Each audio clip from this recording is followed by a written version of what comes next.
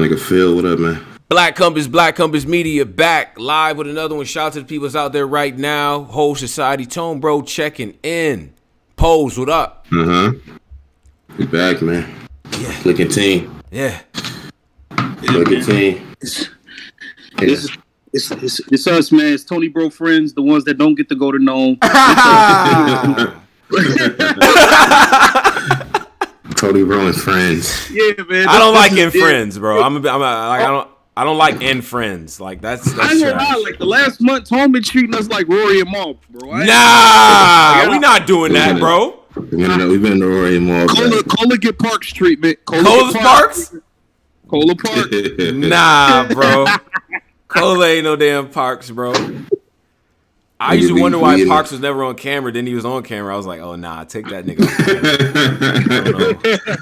White boy. He's a regular white boy, man. Regular. Like, but, all right. So, shout out to everybody that's here. You know what I'm saying? Get your drink, get your blunt ready, and all of that. We got NOME 11 to recap. We're going to get all the hot takes and all the things and all that. As we get started here. As we get started, make sure you subscribe to the page, hit the like button on the way in, share the stream, and all of that. We're on both Discord and the chat, too. If you want to join the Discord, the link is in the description as well. So make sure you do that. And join the Patreon for the extended clips and early content and things of that nature. Now, a whole lot going on. There's a whole lot going on. I just want to say, first and foremost, KD is still KD. Still who he is. Yeah. Nah, that nigga was in his bag, man. He was in his bag tonight, man. Come on, bro. Slim Reaper. Like, he was bugging today. So, shout out to the Nets, man, and things like that. Playoffs is going on, so we'll get more on that later. But let's get to NOME, and I want to start with you, Driz. Yeah, Driz. Yeah, Mister. 8 of these battles don't even deserve to be on NOME. That was you, right? No, but what I said was also true. How? I said the creative. I said that keeping the same energy, Tom. I said that those niggas, the battles I was clowning would be the best battles. That's what I said, though. You did say that. No fake didn't start to the Rex and what's her name. Yeah, I'm gonna that's when it started. I'm gonna come clean. But it was fire. But it didn't start till the Rex and what's her name. It didn't start till Rex and Eazy? Okay. All right, let's. Yeah, what's good, Quizzle? What up, Quizzle? Yeah, it didn't start till then. Let's get to everything. First of all, I wanted, because I was in the building, so I'll get the in the building perspectives as well. We'll get the at the home perspectives and things that you guys saw. First of all, I want to start here. Shout out to URL TV.TV Bees, Chico, my man, Schmack, my man, fucking P, JB. All the guys at Caffeine as well. A lot of hospitality up there. Great setup. The Caffeine studio is fire. Pose? Yeah. How many they had 100 in there? How many people was in there? It was, so first of all, it was locked down like Fort Knox. First of all, let's just start there. Like, they were not playing masses. Yeah. Had to be. I've never heard so many people pronounce masks as masses. Masses had to be on, bro.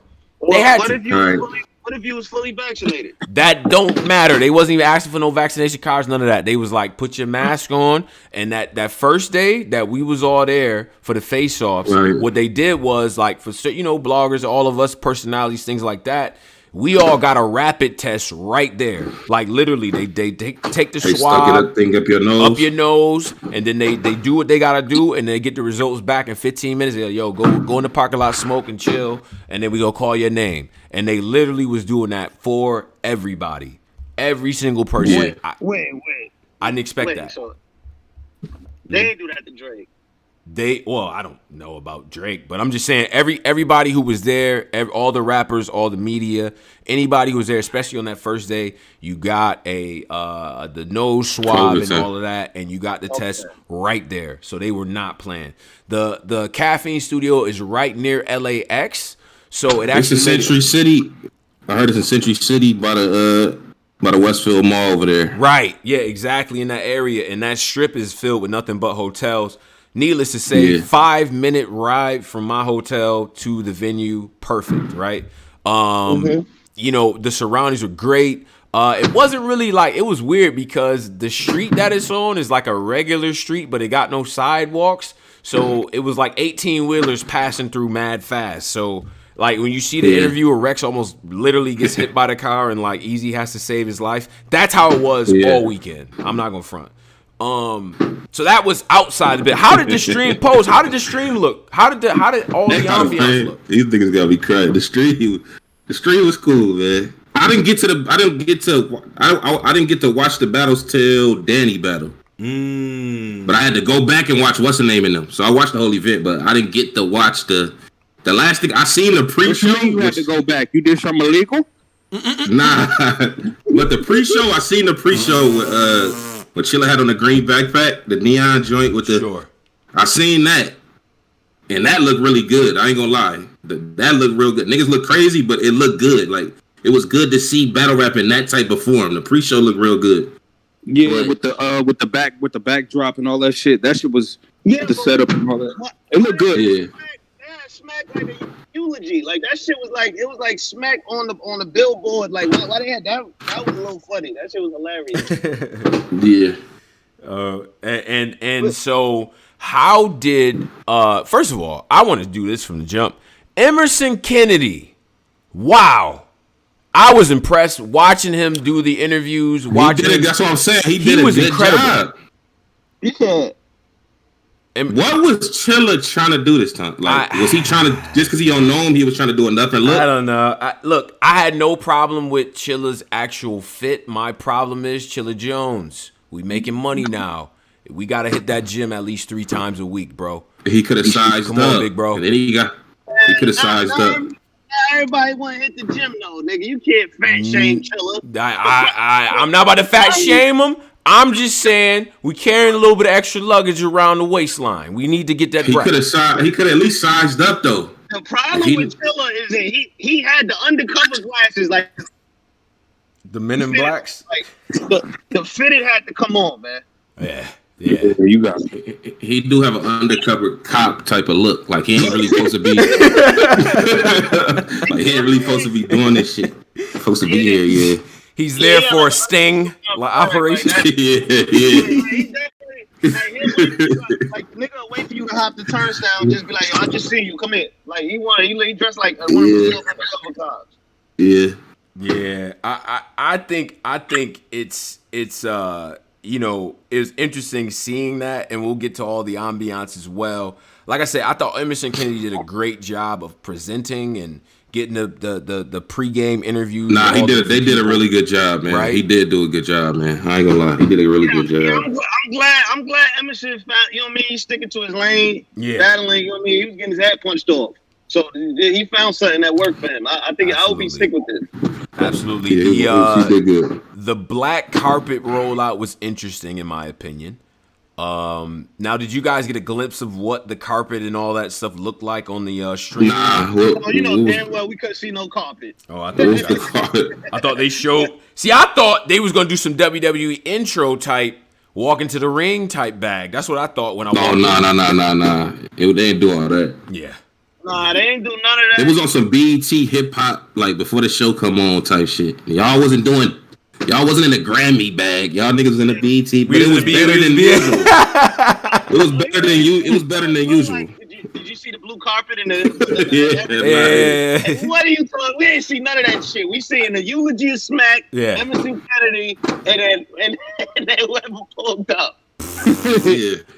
It was better than usual though. It was a good pre-show. I ain't gonna lie. I still think that the best introductions that they done with Smack. Remember when Surf and K-Shine actually walked through the crowd? I think we should bring that back. We should. Like, walk through the crowd. Like, I think that's an ill hip hop type of way to do that. But I thought they was gonna do intros red carpet style. Now, we get to the event. We get to the event and we get in there. First thing I noticed, and somebody said this in the chat, there was no stage. Did that change the feel of it for y'all watching? No, because y'all. I mean, for me, it didn't because y'all had them transformer cameras, so like the shit was like crystal clear. Actually, it didn't really change nothing. You understand the circumstance that niggas is in, so you just your brain like, oh, this still is known, but it's bigger than everything else been though. So it felt like NOME. It's bigger than all the other caffeine shit. So it felt like NOME. And then the rollout, just how happy everybody looked in the bed. It definitely felt like a NOME Summer Madness. Yeah, I'm just glad it felt like niggas was in the building though, like that. That roar of niggas coming to the stage or saying something crazy. It felt like you had to actually not just battle, but you had to win over the people in the room and shit. Like all that shit was like dope again. Like just kind of having that energy back. Right. Yeah. I immediately noticed that as well. Now we were all masked up, and I want people to remember that. And for me, cheering or reacting with your mask on is difficult. Like for me personally, I wasn't used to that, so I don't know if a lot of other people felt like that. Let's get into the first matchup. I believe what was Mike P versus Luke Castro. Mike P versus Luke Castro. Now, the way that I usually judge set it off battles is by the mood in the room amongst the MCs. I know the crowd is just warming up, right? And I know there's just going to be a lot of shit's going to get over because people just want to hear bars and things like that. But as I was watching the battle, I noticed something. I noticed that the MCs around the half circle started to leave the circle, go into a corner, and start mumbling to themselves. And I felt like, okay, all right, we getting informed right now. What were y'all thoughts on the Mike P. Luke Castro situation? Let's get that cracking. Polo, set it off, bro. I mean, I ain't gonna lie. I thought the complete opposite of what you just said. This was kind of like a smoke break battle. It was cool in the beginning, but I just felt like it was just missing that umph. So I knew that off rip, and Mike, I wasn't really. I ain't really like this battle. You didn't like it too much? Nah, I ain't really like it at all. Okay. Pose. What do you? Let me hear his pose. I feel like it was what it was. Like it wasn't nothing. I was in a stubborn like this shit ain't known bag while they was rapping. Right. Like this shit ain't known. Like in that brain, this shit ain't fucking known. Everything every round I was in that this known. So I had a stubborn mindset towards this fucking battle. That's fucked up. But it was cool. It was cool. It was cool. It was cool. I like the battle. I actually like the battle. I think the first round I feel like Castro was a little nervous. Like he was kind of like I feel like he was anxious. So but you know, I like the battle though. I thought Mike did good. Mike ain't really I feel like Mike is just getting to the point where like he not really rapping for reactions. He not rapping for like any of that. He really talking to niggas when he rap now, bro. Like he really be talking to niggas, bro. Like Mike was saying some shit. I like the battle. Castro energy. I feel like Castro is gonna be. I feel like because he's so energy driven, he's gonna be better. You know, like as the stages get bigger. Right. Big Dog, Wild Strong, Whip the Pot are very, very much over in a wrestling sense. I mean, like they're very much over with the crowd. Whip the Pot shit is over. He Whip the Pot. He whipping the pot too much though. Like, them Whip the Pots was fire. I don't know. The Whip the Pots was hit. The Whip the Pots was good. In this, John. I think he whipping the pot a little bit too much, man. I think the pot can rest a little bit. One battle can rest. Yeah. I feel like, especially with he tried it, but I just feel like that one he wearing out. Yeah. I think so. We interviewed Luke Castro, right? And he said actually his rounds are strategic. Like he wanted to come out with the lower energy in the first round because he expected Mike to turn up. He rode up. Yeah. Like so, the second round is where. It got, to me, that's where it got nasty. I'm like, damn, Lou is finding this other gear, and I think his third round was even better than his second. I see the case of Mike winning the battle. I went back and I actually enjoyed the battle a lot more. I found myself enjoying the battle a lot more after I went back and was like, oh, yeah, this is actually pretty. Maybe that's what I got to do. Yeah. I think with NOME sometimes you almost got to watch the battles in a vacuum a little bit, maybe after the event. I feel like when that drops on the app, that shit's going to get a lot of love, bro. Like I had Lou winning the battle though. I ain't gonna front. I had Lou winning. Mike P look good losing, man. Like a professional look good losing guy. But I definitely had Lou winning the battle. I ain't gonna lie. Yeah. Who the fans had running that one in the little chat shit? I'm pretty sure they had Lou. They had Lou. Yeah, they had Lou probably second and third. I see the case of Mike in the third. Watching it, I had Mike winning the battle. And I was actually standing right by, on Lou's side or whatever. And after the battle, he's like, yo, who you have? I'm like, man, I think Mike might have got you just now and shit. I'm like, I got to watch it over, though. But after the second watch, I think Castro did enough to get that third round. I think his third was his best round, in my opinion, as well. Now thoughts about Lou Castro. What are we doing with Lou? Right now, he's put together a great track record of battles, right? You got the DNA battle. You got what he did in the tournament. You got the 2-on-2. And now you got the Mike B battle. What do y'all think about his trajectory overall? Pose, what do you think, bro? I got to see him some more. Because the niggas have him. What was who you had winning the DNA battle? I had DNA winning. DNA smoked him. DNA was in God mode in that. I'm going to front. That's one of his best performances one of the best DNAs I've ever seen. Absolutely. Castro was good though, but he didn't beat them. Yeah. I feel like DNA was like every round was up in him. I just got to see him more, man. Yeah, I got to see him more. Yeah. What sort of matchups, or are we just waiting for the stage with him at this point, or what are we doing with him? Do we want to see him on a big? Because it seems like that's his lane. He like a stage type nigga. So yeah. Let's see what he could do on the stage. Right. Yeah, we gotta. Yeah, definitely. I gotta see what he could do on the stage a little bit more, man. If he's gonna continue to battle in the small room, I just think he gotta figure out a way to add a little bit more bars with the performance. You know what I mean? And just not rely on his slogans and stuff. But I think I definitely had him be Mike P, man. Mike P I think Mike P fell in love with talking to people too much. I like that shit though. I like when Mike be talking. It's not winning him no battles though. He hasn't won a battle in forever. It's not really that he was losing last year, took a break off, had towards MCL, whatever, took a break off, came back and was losing. So it's like he got to figure something out. I think he ran into a very good real Sikh, who we'll get to in a second. And I think Lou Castro has stepped his game up a whole lot as well. I think it's just the fact that he's running into these guys while they heating up. You know what I'm saying? That mean he got to heat up. Yeah, you right. He got to heat up there because I think he just fell in love with talking to niggas too much, man. Like get back in your street fighter and get back in all that kind of bag, man. Get out this talk to you bag. Okay. So y'all all had Lou winning the battle. Pretty. I think we all had Lou winning the battle, right? 2 and 3 on this joint. Yeah, I had Lou 2 and 3. Yeah, 2 and 3 for sure. All right. So then after we get Lou Castro, first of all, how were the commercial breaks? I felt like they was getting to the battles very quick, and I was in the building. They was getting to him. They was getting right to him. You know what I'm saying? I felt like it was moving so fast. So all right, now the next battle, I believe, was Av and Jey? Was that the next battle? Av and Jey. Yeah, Av and Jey. Man, oh man, yo, Av is not to be played with. Cause I ain't that better. Hit the like. Letter. Hit the like button. Av is not to be fucking played with, bro. 3 rounds of work, bro. Like, what would you think about the pose?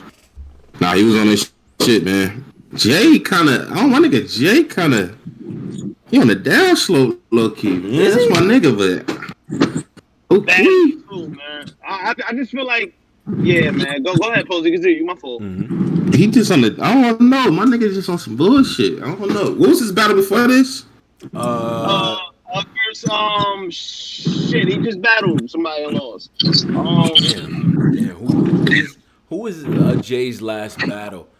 It was in the room, that warehouse room. Oh well, he had the 2v2, the 2v2, yeah. He had a 2-on-2. He was cool. He was cool in that. Nitty was out. Nitty was better. I had him beating Twerk.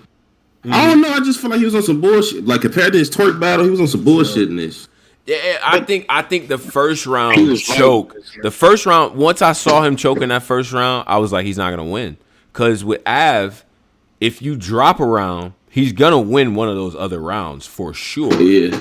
You know what I'm saying? I think Jey The Nitewing's third round was fucking fire though. I ain't gonna like he has a way of putting shit together. Like he put shit together. I said this. He says shit I've never heard before.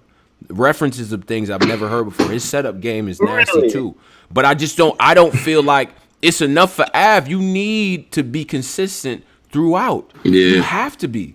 And starting slow, which we talked about up here, Jey has a tendency in the beginning of his round to start slow. Now, some fans actually like that. I don't. You don't have any time to waste up there with Av.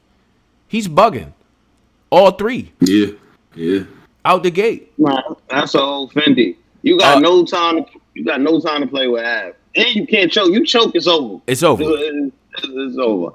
Now, Av was trying very hard to get He's a Pack over. Like, he was trying to get that over so hard. He's a pack. He's a pack. He a pack. Is it over? Today? No, it's not. It's not over. It's not over. Man, it's not over. Av my guy, but Pack has been ran to the gridded down. Like, it's over for that. And he's a pack. He got to stop that. Man, Jey the Nitewing got to get back to the old Jey the Nitewing, man. Get your head crazy. Stop doing like these trailers, man. Get back in your bag, man. Let's remember old Jey the Nitewing with the fro and the oversized shirt was choking. Yeah. But when I felt like tournament Jey was in the form, you know what I'm saying? But the time limit forced him to actually work quicker. So it worked to his advantage. So I think he just needs to get to work a little bit faster, in my opinion. You know what I'm saying? So no, I think he should, and they got on him for that USPA. Jesus Christ. Yeah, you know better. This NOME, my nigga. Yeah, my nigga, like, yo, come on, my nigga. Like, that's egregious. Like, what is you doing, my guy? Whatever check, you can't use that. Come on, man. That's crazy. That horse, I don't even understand what the horse. That horse was wild different on the polo, too. I didn't even know what breed of horse was that. I don't know. That was like a Clydesdale or something. It was a Budweiser horse. I don't know. That was a Mustang, man. I don't know what that nigga had on this shit. I don't know what the fuck he had on this shit. I don't. Yeah, let's not. I'm only gonna give it a slight, like, all right, let's not do that again. It's your first NOME, I get it, but let's not do that again. Nah, he should have. It ain't. It's your first NOME, nigga. It's a NOME. It is. Like, this is where everybody want to be at. Like, yeah, that fit's supposed to be elite for NOME. I'm gonna come clean. Who y'all talking about? Jey. Who y'all talking about? My son, that nigga had the Assassin Creed polo. Nah, not the assassin. No, never the assassin. Yeah. At first, I thought that was rugby. I'm like, oh shit, this nigga popped out a team rugby, dude. Right. I'm like, oh, nah. Come on, B. But so Av took that battle decisively, in my opinion, and to me, you know, I just wish that Jey had the type of performance that Fonz had with Av, and I'm starting to see separation between the class, in my opinion. I see some separation forming. Jey, and shout out to Jey because I had a good conversation with him. Shout out to Hip Hop Is Real, they captured that. I do feel like Jey. You know what? At one point, people might have had you second in that little group and things like that. Yeah, they did. I don't know. I don't know, man. I don't know. Because he made it to the finals. It's starting to feel like. Up there. I've been telling y'all. Y'all, nobody want to listen to me, but It's starting to feel the finals. Like, then I feel like the twerk battle was powerful. He bought twerk back. And it was powerful. He did his thing. So I felt like Jey was. I feel like he let Eazy get that momentum on him too, low key. Yeah. Because remember, Eazy stages to the top 10s. Eazy took over that little end of the year. You couple that with the Cortez battle and the T-Top battle, it's like nah. And the Danny Myers battle. And then when you look at Sikh, what he's done over this time, and Fonz and Low Key Kid Chaos, it's like Jey. Castro, Jey. It pushed Jey down. It's like Jey, you gotta, and he's in an incredibly competitive class. Jey, you want to keep up with that pack, bro. You know what I'm saying? Keep up with that pack, bro, because they moving, man. Them fellas is moving, man. But shout out to Jey. Jey's a solid dude, very cool and shit like that. But you gotta come with your shit because they not playing. Them niggas is on a mission. The brothers from your class. Yeah. 274 in here, 62 likes. Get the likes up for us, please, as well. Caliber for $5 says, glad you're doing the show, but I'm tired, man. Danny Myers' voice. Now, we're more on that later.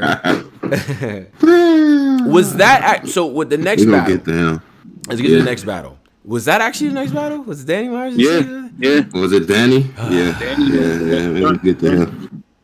Bro, let's do a brief history lesson, right? Okay, history lesson. All right, it's your cousin. 2013. Right. Yeah, shout out to Danny. Right. It's my cousin. Right. Comes on Angry Fan Radio. He's in a Daniel Bryan bag. All these guys are rooting for him. Danny, let's do it. 2013. But he was getting clowned by his peers. Even by me. His own people. Clowning me on the radio. This is 2013. I remember that. 2014. This is back when we were calling Posey the worst cousin ever. But Wait, repeat that.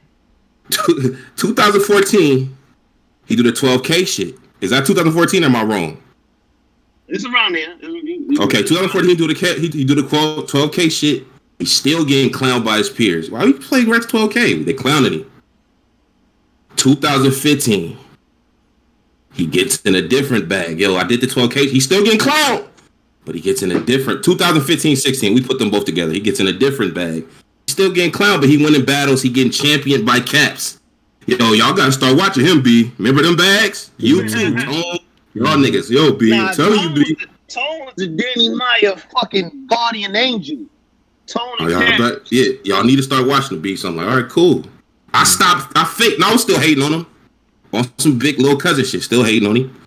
2017, 18 and on, he's like a journeyman who people just love. Like he everybody wants him to do good.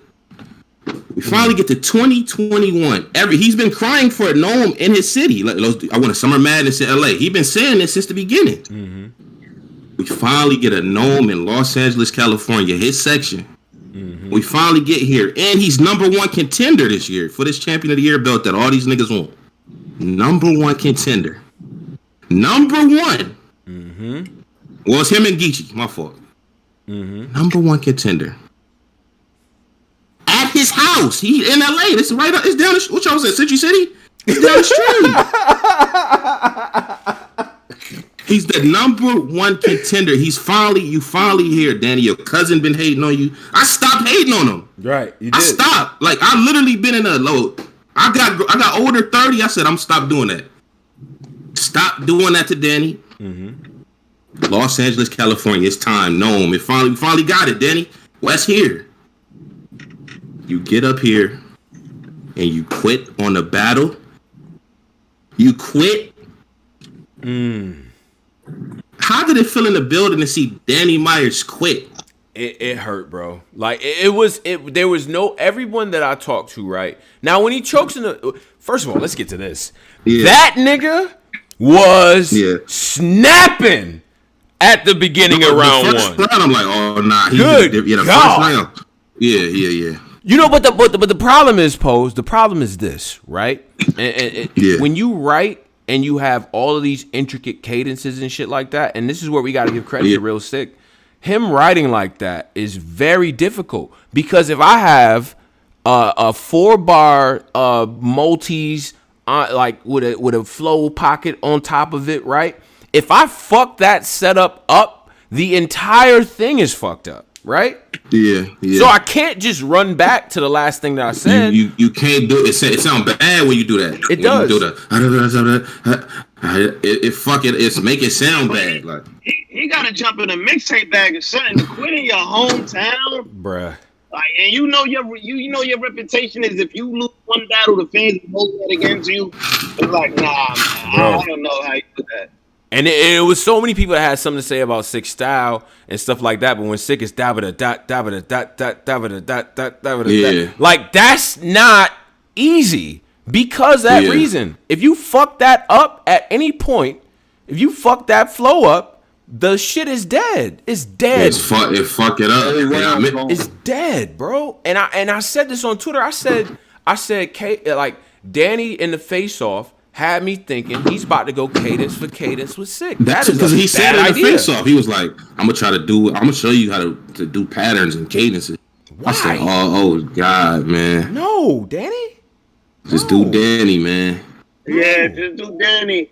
I mean, Yeah, but Danny, we because you are one of the best, man. I'm disappointed at how he dropped the ball. Not if he went out like choking with it, like he just fucking up every round he fucking up. Mm-hmm.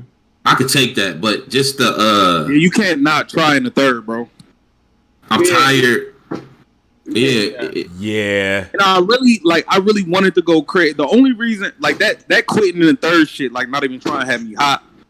But like we know, like out of every one battle Danny give us like this, he give us 105 where he going all 3 rounds.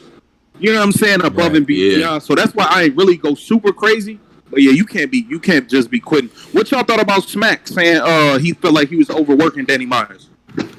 Well, I think Danny Myers is overworking Danny Myers. Some of them damn battles ain't even on Smack. What do like? I seen niggas put 2 new flyers in his. Like I just seen somebody put it here in the Discord. The re-battle got canceled, but I just feel Smack was shooting him some bail. I think he was shooting him some bail. Like you know what I mean? I felt bad for Danny. And you know what? And I think a lot of fans, right? Because this is what we not. This is. Let me get something clear, right? We say we feel bad for Danny because we know what he means to the culture. We know that's a fact, and we know every fucking year, like I've been saying, there's always a summer surprise for Danny. Whether it's fucking franchise, Stewie Newton, pass, a Mike P round. This is about 3 years of history here, where he starts off at elite levels. In contention, probably top 3 somewhere for champion of the year, and he takes that midsummer. Take that bad loss. Yeah, and it's just like Jay Wess lost at the Mook event when his head was smoking joint. Yeah, that was Jerry West. That stopped his run. That last year, he's like, I don't know. Like, yeah. You know, and when you have those in Los Angeles, that's a big card in LA. It's and it's only on big cards. The thing is, he's been always. Remember, we would have him on we would be talking to him. Even when I talked to him, he lobbied for this. Right. Yo, you're on to LA. Now this is damn near the quarters of this shit. Right. And you get a known there and just. I never seen. I guess he deserved one. Then he put in a lot of work. If him choking. He deserved one, but it's like damn, though, the way he went out and did it, like that's the thing, nigga quit. Right. I just don't have nothing. I'm tired. That's crazy. I never thought I'd hear that from Danny. Yeah, that to me was tough, right? And I think when we got to round two, and then Sikh, like when he choked in round 2. It was like the whole, like the gravity, the air, whatever out of the room. It just like, I mean, from everybody to Smack, to, all the media personalities that was there, to the fans, to the caffeine people, everybody just collectively was like, oh man, you know what I'm saying? It was just tough, and he was clearly emotional about it. It was like, damn. And you know what I'm not gonna do though? This is a fucking body. I don't care. Yikers Island, I love y'all. This is a motherfucking body on NOME. He said it was a body. It's a motherfucking body. Yeah, but I feel like nigga. Straight up. I feel like people gonna not give him Sikh the credit he deserved for this because Danny Myers kind of like took the gun and it said shoot me. So it's like I don't really know, man. But he definitely murdered Danny. He murdered Danny. He got know that man. Shit looked like Ric Flair versus Shawn Michaels. But nigga, you still got super kicked and pinned, bro. We not playing. And Sikh third round was so crazy. Even if Danny was in form, he still would have had issues with that round. Sikh was bugging. Yeah. Sikh was bugging. And I think Sikh did like an elbow drop or some dunk or whatever. Sikh, don't ever do that again, bro. Don't ever do that again. Wild. I was so afraid for Danny's life in that moment. Because first of all, real Sikh, best in Jersey, man. Sikh jumped way too high to be doing that. Like, way too high. I was like, Danny, don't try to catch him. Like, you know what I'm saying? And more on what Driz just said. Real Sikh is the best in New Jersey right now. Oh wow, we doing that? I'm like, this bag. Nah, he's not better than Arsenal right now. So nah, no way. Not right now. Man, Arsenal is not rapping better than no Real Sikh. Arsenal just murdered Real Sikh. We doing that? Arsenal just murdered Real Sikh and B9. But that's a 2-on-2-1, right? And I don't think Sikh and B-Dot had the best chemistry to go against that. I'm gonna be honest. I mean, my nigga, I'm not measuring him based on no 2-on-2. I'm not doing that either. And he's one-on-one, bro. From the shit he did with B Magic.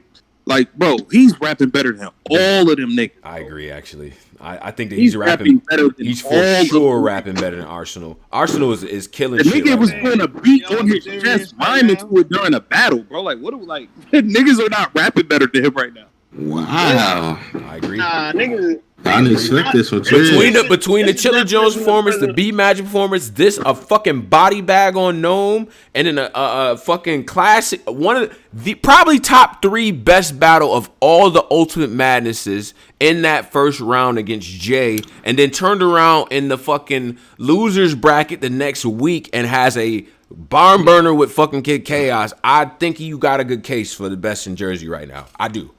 I think so. I think he does. I think he has the case. In that time span, Arsenal carved up Official and Jerry West. You know what I'm saying? And Drugs. You know what I mean? So I think it's a conversation. I do think. Chat, what y'all think, man? Who is the best in Jersey right now? Is Real Sikh the best? Nico said he got to see the niggas that's here first. He got to see all the other niggas. Who? In Jersey? He got to go down that. He got to go down that line. Red. Man. The only person in Jersey I see Real Sikh having a real issue with, well, besides a fucking A-game Surf, which, you know, whatever. But like A-game Red, I think Red in a room of under 50 people would definitely give him some issues. You bring that crowd size anymore and Red has to yell, the battle's over by the second when Red's voice is gone. But Red would definitely give him some problems. And Arsenal, because of the Jersey thing and the type of rapper he is, he would definitely try to fuck Sikh up. To be honest, that might be the Summer Madness battle that niggas. I don't know. Arsenal versus Sikh. I don't know. It's one nigga you forgetting. It's one nigga you forgetting. The biggest try hard in battle rap to be winning. Don't do this. Straight Dennis. You gotta relax, bro. You gotta relax. Straight fucking Dennis. The only way I'm not capping, and I'm really not capping, bro. The biggest try hard. Hey, Posey, mute yourself, bro. Yeah, I don't know what Posey's doing up here. The biggest try hard in battle rap, and he don't lose. I'm losing weight now. Like shout out to Jey Dennis, but no, bro. Unless if it's a 1 rounder on Gates of the Garden, yeah, we might give you a shot. But 3 rounds are Real Sikh. I think. All right, my fault. I had a phone call. Listen, stop it. Y'all. Real Sikh, my God, stop it. He's not better than no Arsenal right now. I don't know what we talking about. I think he got a case. He got a case. That's disrespectful, man. He got a case. What case do he got? Because of the performances, nigga. I just named them. I named them. It's harsh, man. It is harsh. Arsenal just tore them up in the 2-on-2. We got a preview of what a battle will look like. 2-on-2. We got a preview of what a battle will look like. Okay. So then Twerk and T-Top can beat Mook and Calico. Okay, cool. So we doing that. If I knock you out in a tag team match, I'm definitely gonna think I can knock you out in a 1-on-1. It's not even gonna be the fuck out of it. We count 2-on-2s for real. That count for real. Oh, you was live at Champion with everybody in the room. But it was only one. It was only one 2-on-2 that we actually counted because it was fucking incredible. Was the A Ward and Loso versus fucking Geechi and B Dot. Okay, but that was the only one. I got a preview of what it's gonna look like if you in the ring with me. Real Sikh got his ass whipped versus Arsenal and kick ass. So it's like, come on. All right, we got a preview of that.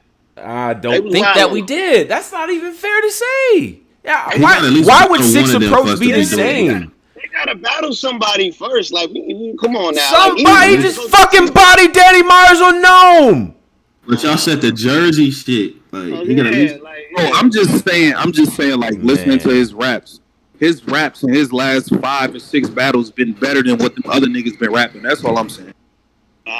Arsenal was just crazy. Arsenal just bodied Official a little while ago. What are we talking about? Well, I don't get it. He battled a lot. Also, them official rounds are not better than what Real Sikh was saying to beat Magic. Bro. Hell no, they're not. No, we can't do that, man. When that nigga Real Sikh started doing the chest beat like he was in jail and started rhyming, I said, "Oh nah, that's a different." He whooping Magic ass. Real Sikh got to battle somebody before we can't. Who he got to battle? Who he got to battle? Y'all said he the best in Jersey, bro. Yeah, y'all wilding out right now. Who he got to battle? Who? Ours? He got to battle Arsenal. He got to battle Sirius. He got to battle. There's a few niggas he can battle in Jersey, man. He got to battle over. He got Let's Sikh.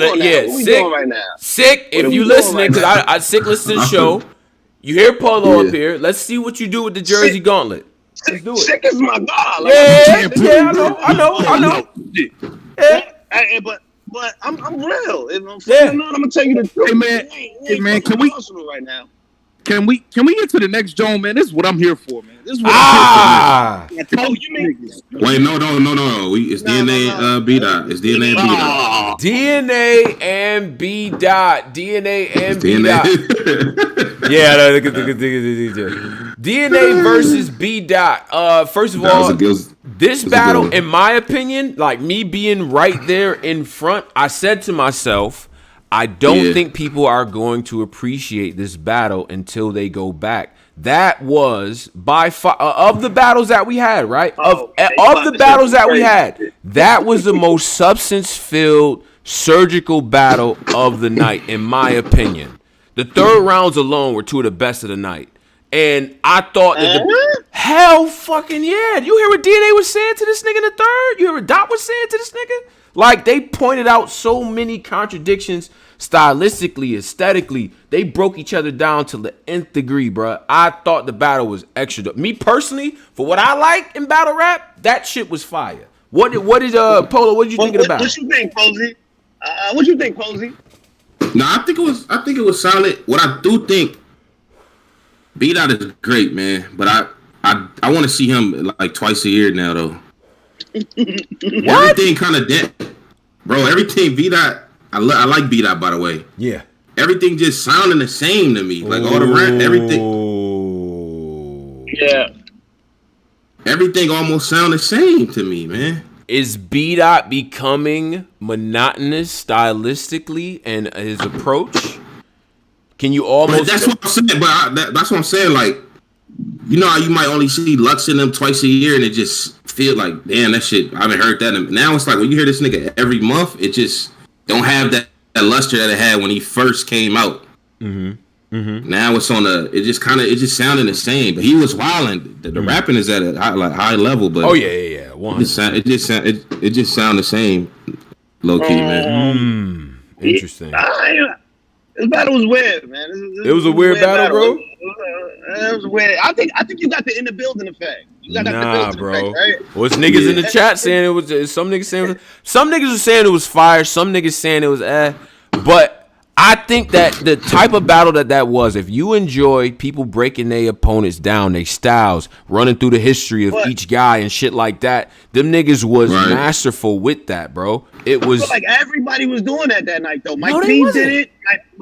Mike Peen, like I just feel like that's like a kind of common style to break the person down. It's like you either doing punches, gumball, or you trying to break your opponent down. At that level? Really? Yeah, they was doing that at a high level. They was doing high. I think it was, but I just feel like he got to kind of take a little. Like I think the people getting too used to that style, and plus everybody's doing it. Like DNA kind of is doing it, as he mentioned in his battle, and that was literally his point. People doing that. That was his point. It's like you copying. You just get money, drink water. It's popping to be conscious now, so you conscious now. He talked about all this. He talked about all this. The fucking DNA's third round in that battle is fucking cold, bro. And the fact that DNA is breaking down this, him being in a gang and him living comfortable, so it's easy to stay woke when you can sleep well at night. That is a fucking bar, bro. What? Nah, that was hard. That was hard. It's easy to stay woke when you. Shout out to Pat Stay, because Pat Stay made me mad on Twitter. Talking about some, I don't even know what this means. First of all, Pat, read the room, bro. White guy talking like this is not for you. One, you need to just be quiet. Just be quiet on this. Two, nigga, he gotta calm down. He's presenting B-Dot as a paradox, and then he makes a literal paradox in his rhyme, talking about being woke is easy when you grow up in a life of privilege. We all know, and we all went to college with a nigga that probably grew up with a good family. Mom was a doctor, dad's a fucking lawyer, and this nigga is the most Black Panther power nigga you ever will meet. And you like, nigga, how are you this way? You grew up good. What you doing? I thought that was a dope angle from DNA. I thought it was very good. No, I mean, like I said, it was a cool battle. It wasn't no Illmatic, but it was a cool battle. Like, I wish I had the same sentence. I thought the content was A1. Yeah. Content was definitely A1. That's one of those where you watch it back again. I think that's a watch back. I told Dot when I ran into him, he's like, "Who'd you have winning?" I was like, "Man, I think you might have got that shit, but I don't know." I was like, "I gotta watch y'all thirds again, bro. The thirds is too powerful for a one watch type of." You feel what I'm saying? I didn't get that vibe from this shit at all. You know what I'm saying? And to this point now, I'm still going back and forth with the battle. I thought it was dope. I thought it was a preference battle. It depends on who you like, who talk to who more. But I had B-Dot on first watch, but I think DNA won in the URL vote. Oh yeah, absolutely. Yeah, he did. I think he won by a large margin too, if I'm not mistaken. But I mean, it was cool. Shaky hand. All right, that's a bet. It was a 7 out of 10. 7 out of 10, I would say. All for content alone. Right. 7 out of 10. Yeah, the content was up there. Nah, I got you, nigga. But yeah, B-Dot.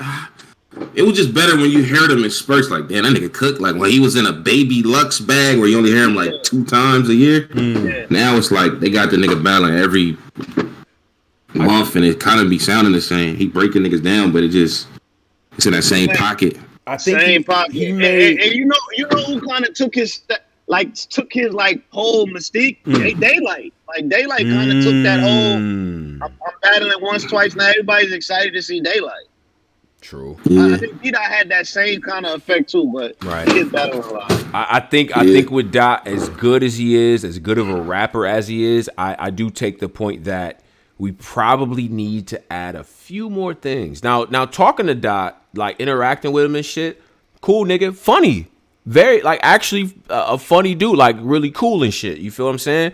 I think that aspect of his personality he could probably play up a little bit more if I had to point to something. You know, obviously I can't tell him how to rap, but there's things that I feel like Dot could add.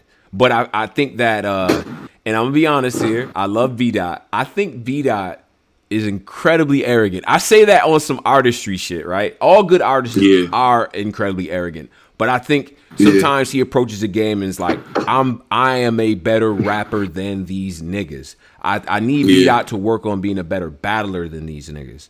You know what I'm saying? And I think there's aspects of his game, aspects that he could add to do that. You feel what I'm saying? Because Dot rapping is fucking incredible. You know what I'm saying? And that's a theater critique, to be honest, because I really actually enjoy B-Dot's style. But I do think if he wants to go into that next level, he has to add a few more wrinkles to the game, bro. He has to. His music is definitely fire. Like I feel like if he figures out a way to channel like how he does his music to like his battle rapping, it'll be perfect. Exactly. That shit take practice and to y'all point a few months ago. Sometimes a crowd is needed. I think the crowd is needed for B-Dot. I think he already reached the point where we know he's nasty in a small room. I think the crowd is needed just for him to raise himself again. Excellent point. And then we can get a performance like we got with Emerson Kennedy and shit like that. Yeah, that was crazy. Yeah. You know what I mean? I think that needed. A lot of these brothers look fatigued and like they look over the small room now. Yeah, absolutely. And I think he's one of them, man. And he was already on the trajectory of being on the big stage. 351 in the live chat at 12:42 a.m. Definitely appreciate all y'all. We only got 99 likes though, so go ahead and bring those up. Y'all bugging out because we gonna need the likes up because I gotta talk Drizzy. What's up? Shout out! Let me get a donation in real quick before you do that. DJ King Tut 1499 says I'm disappointed. Man, King Tut, what up, man? Why y'all late? I'm outside, but damn. Okay, King Tut, appreciate you, bro. You know what I'm saying? My nigga King Tut, man. You know what I mean? Houston, stand up. Now, Polo, you wanted to get our Driz. What's up? We gonna pivot to the next battle? Let's get to this next one. Somebody call the janitor. There's gonna be a mess in here. I'm gonna say something that ain't right, and I'm gonna swing this left in here, and you gonna see Polo's DNA leaking everything. What's that? Second off, I got somebody that want. Hold on. Oh my God. Rex won, man. Hold on. All right, what's about to happen here? I have no idea. Hold on. I don't need it, but I don't. Yeah. I was fighting for Rex. I'm just glad Rex actually showed up, bro. Like, I'm just glad Rex showed up to rap. Rex was in this battle, and even before we break everything down, this was when we talk about, for you young guys, for you 17, 18 years old. I'm not hating on y'all because y'all young. I'm not doing that. It's corny. But when we talk about when us old niggas that's beards just started to turn gray, talk about that DVD era, that smack era, that cloth, that type of talk. Hey, yo, this is what that personified. Fam, Eazy was going the fuck off, bugging. Bro. Yeah, he was on bugging. Wilding. The sheetrock shit, Eazy said Eazy was wilding. I put a filter on it. I was lying on the grit. What? Yeah, Eazy was talking crazy. Matter of fact, I got my man Eazy. Hold on, real quick. Yeah. Oh, and Eazy, shout out to Eazy too, because I definitely bought some merch off him and all that. Y'all see me with the less than every bar shirt, you know what I'm saying? So shout out to Eazy for the dope merch. So he said, this is what it looked like when you smoke the product.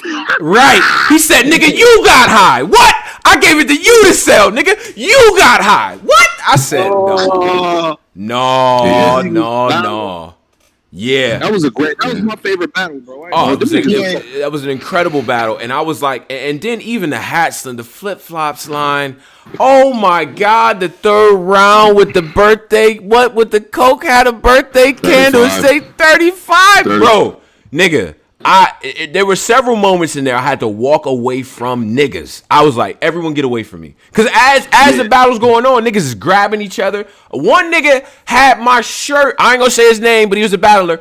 That nigga had my hoodie the whole time, grabbing it for fucking dear life while Rex was rapping. I said, what? I was like, nigga, what is it? He's like, oh, my bad, Tone. This shit crazy. I said, nigga, I see it. What? No, this battle was instantly a classic. Like, hell yeah. I gotta apologize to Rex, man. That's true. Yeah, he was on this shit, man. And everything that I said in the lead up to this battle was true. Eazy is dope. Eazy talks that street shit. Eazy beat a lot of niggas, and it's known. It was all perfect conditions for Rex to go crazy, and he did that. He delivered. Yeah, he delivered, bro. You know what I'm saying? Crazy. Rex first round, like, I ain't gonna lie, bro. I was like, man, I felt like Rex. I was a little nervous, bro. Yeah, I was too. Like Rex, shit, bro. Rex, I was too. The second round, I started getting nervous. I was like, this nigga. Yeah, after the first, I was like, all right, Rex went crazy. He probably out of gas though, and then he came back. Started a little slow in the second, then he picked that shit up though. He picked up in the second. I thought, and this is first watch energy. I had Eazy winning the first round, and that's me. And I'm like, yo, I know how I feel, because you have, for certain people of a certain age who've been watching battle rap for a certain amount of time, there's a certain feeling. That you get when Rex is in his bag. It's undeniable. I told you, a grown man was grabbing my fucking hoodie. I'm like, bro, what do you do? He's like, bro, this shit, I gotta do something. This shit crazy. I want to punch somebody. This nigga Rex is bugging. You know what I mean? Real quick, I got Eazy in here right now. I just wanted to, you know what I mean? Go to City. Yo, Eazy, what's good? What's up with y'all niggas, man? The block captain, what's up, brother? Hey, shit, this nigga Polo think we cool and shit, yo. Polo calling me at 9:45 at night and shit. I'm looking at the phone. I'm like, I'm on this shit because we were just having the same debate about the Rex shit. So I just wanted to, you know what I mean, just to get your take on the battle after seeing it. You know what I mean? Did you watch it live again after doing it or not? No, I don't watch them again until like I watch them after it drop. You know what I mean? Because I want to be watching it again. Like when everybody be watching it again, I want to be watching it again. So I mean, people done passed it to me. I probably got the fucking the battle in my inbox like 6 times. Yeah. When Rex hits that flip flops line and throws his hat, that moment, right? Everyone goes crazy. What's going through your head in that first round after Rex goes and shit? I say it's not enough. What is you talking about? What's happening? I'm like, that was what I expected. I expected a good Rex 1, 2, and 3. He told me he wasn't going to come to choke. He promised me that he wasn't going to choke or he wasn't going to do mixtape bars. He was like, I got 3. And then he was just too cocky. Like, you want to bet? You want to bet? That's how I knew that he was good. But he didn't know what I was going to do. See, that was the problem. Right. The problem was they didn't know what I was going to do. So I know a lot of people will say, you know what I mean, like nostalgic purposes, like they're so happy Rex back that y'all trying to force feed the nigga around. But y'all niggas is crazy. I was avoiding that, Eazy. I was avoiding that. If y'all look, let me tell y'all this.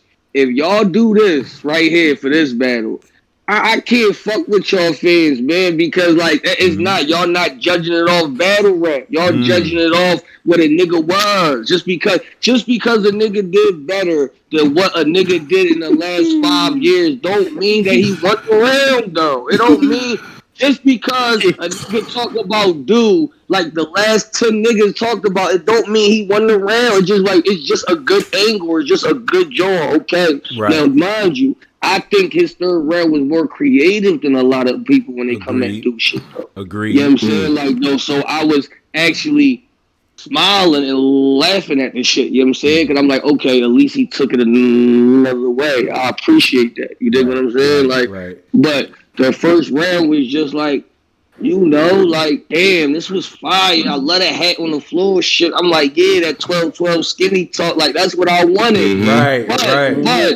But some hitters in that round one, my nigga.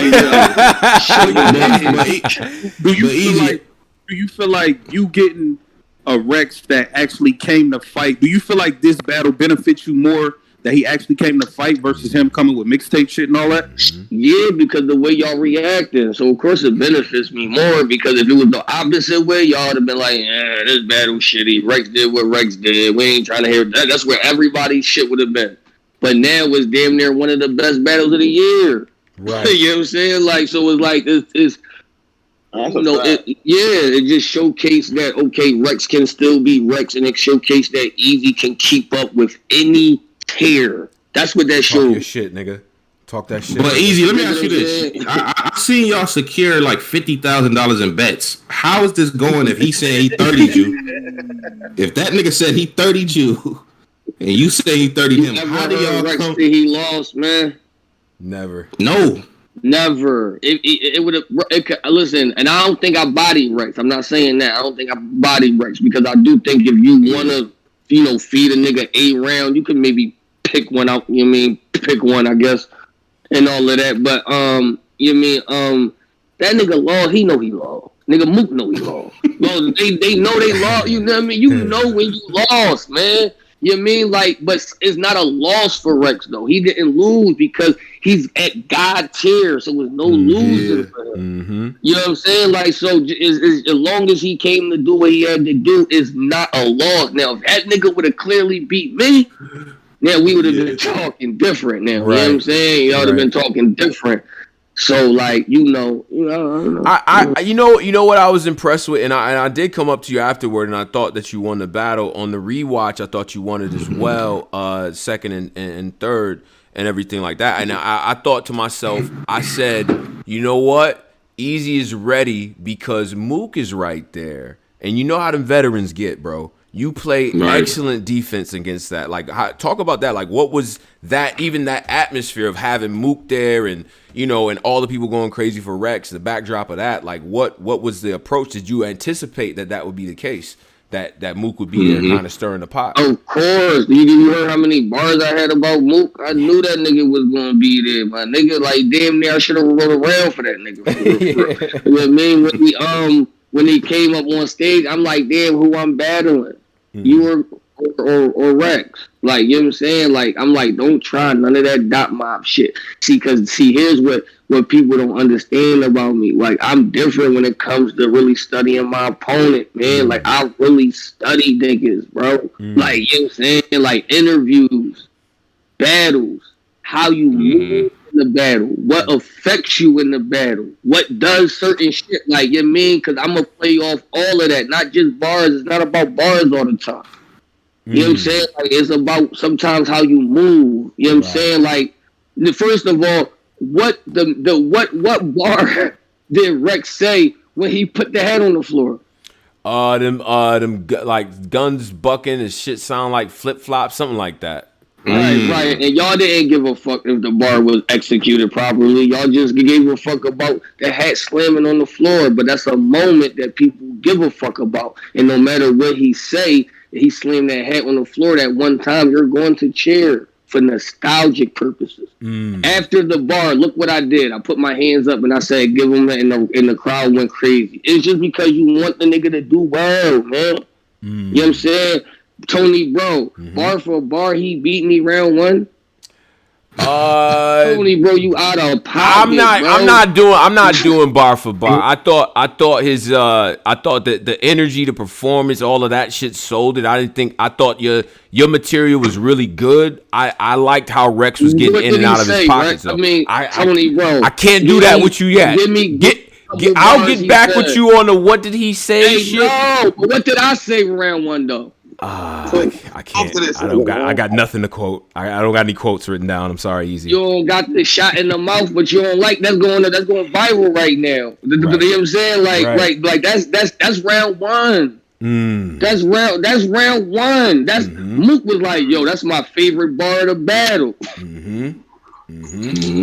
Nah, bro, you did exactly what you were supposed. In my opinion, and to me, it's like your run has been dope because the level of competition that you've taken, you stood in front of, whether or not people win, lose, or draw, you can't say that you wasn't head to head with niggas. And I think that you could make a case that you arguably beat Danny Myers, T-Top, Cortez, and T-Rex. What the fuck? What the fuck, Eazy? You know what I mean? And at one time, I was like, I don't know if Eazy could really, you know what I'm saying? Do you feel like them battles prepared you for this battle that you had on NOME? I think everything is like in the gym right now. I just think my pocket is found. You know what I'm saying? Like, so now I know, now I know exactly what I'm trying to do as far as rapping. I think that I solidified my style. I guess I think I've shown the fans enough of my style that y'all know that this is my style. Like, this ain't anybody's shit. Because I'm from Philly, but keep it a bean. I don't sound like a battle rapper from there, though. Real. And you know what? And I see the progression in the style and the way that you able to structure your rounds as well. It's not redundant. You don't overly spam anything. And being able to merge the street content that Rex was a big architect of with the modern day topical punching style, I think that shit works very, very well, bro. And to be honest, Eazy, I think if Mook and Reed in that building watching y'all do that, they got some fucking big shoes to fill, bro. Like, as a battle. Like, because y'all was part one of Harlem versus Philly. They part two, bro. Yeah. No, I know. And Mook was trying to bet me outside that him and Reed was going to be better than me and Rex. And I was trying to tell this nigga, like, yo, I'm going upstairs on your cousin, bro. Like, you know what I'm saying? Like, I'm about to go upstairs on him for real, just because y'all is really saying, because, see, here's the thing. This is what I was trying to tell him. The first time we was at the mansion party, I only had, like, 8 bars written down. So he kept saying he was done already. You know what I'm saying? Like, yo, I'm done. It was a short shot. And he was talking so much shit at the mansion. I'm just like, bro, I'm not done. Y'all just giving me fuel now to go home and just start cooking shit up now. Like, you know what I'm saying? Like, And then that's what I was doing. So every time he kept talking more crazy, I'm like, all right, he must got something crazy. And I don't know what he thought he had. I don't know if it was the round 3 that he thought it was going to be like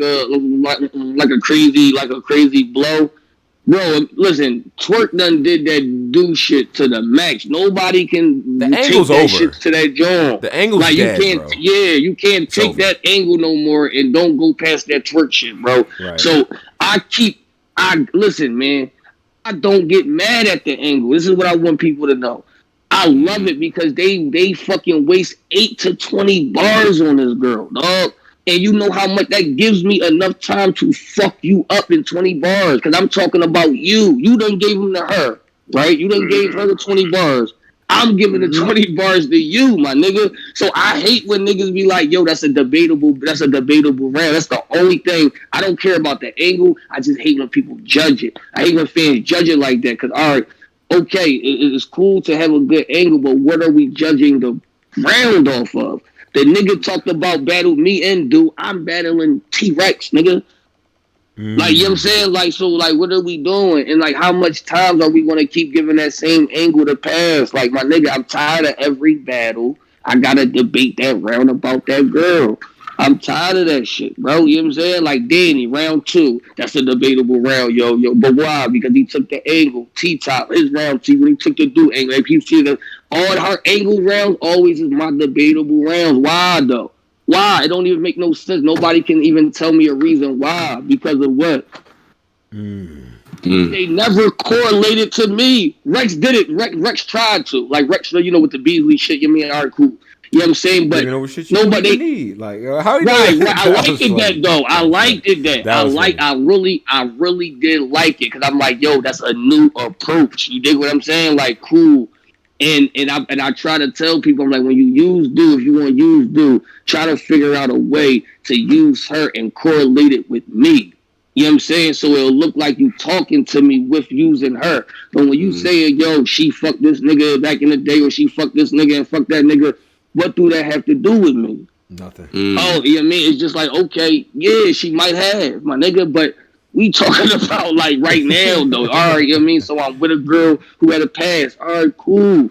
What do that got to be doing with this battle in particular, though? You dig what I'm saying? Like, are you correlating it to something? So my favorite do bars is from Fonz because he found a way to take the do angle, the hurricane to do, and mix it in to attack me. That was fire. You dig what I'm saying? So I'll go Fonz and I'll go Rex, and then but the rest of them niggas who use that shit, that should be ass. Hey, one more thing, Eazy. He is talking. As far as your plans for the rest of the year, given the run that you've been on, is the plan to just wait for something, a big situation, or are we gonna keep working at the same pace? What's up? I think you said, am I are you gonna continue to battle? I want to do Summer Madness though, because I want to do Summer Madness next. I did get called for a card next month, but I turned it down though. Okay. You know what I'm saying? I just think that's too fast. You know what I mean? To come back, come back real quick. I want to line. You already know how I do, Tone. I be trying to line people up. So, you know what I mean? Like, so, we'll do some promo. I might, a little song or some shit. I might drop a song on a nigga real quick and be trying to, line it up. But, I mean, anybody. It could be anybody except me. It could be Chess, I guess, but...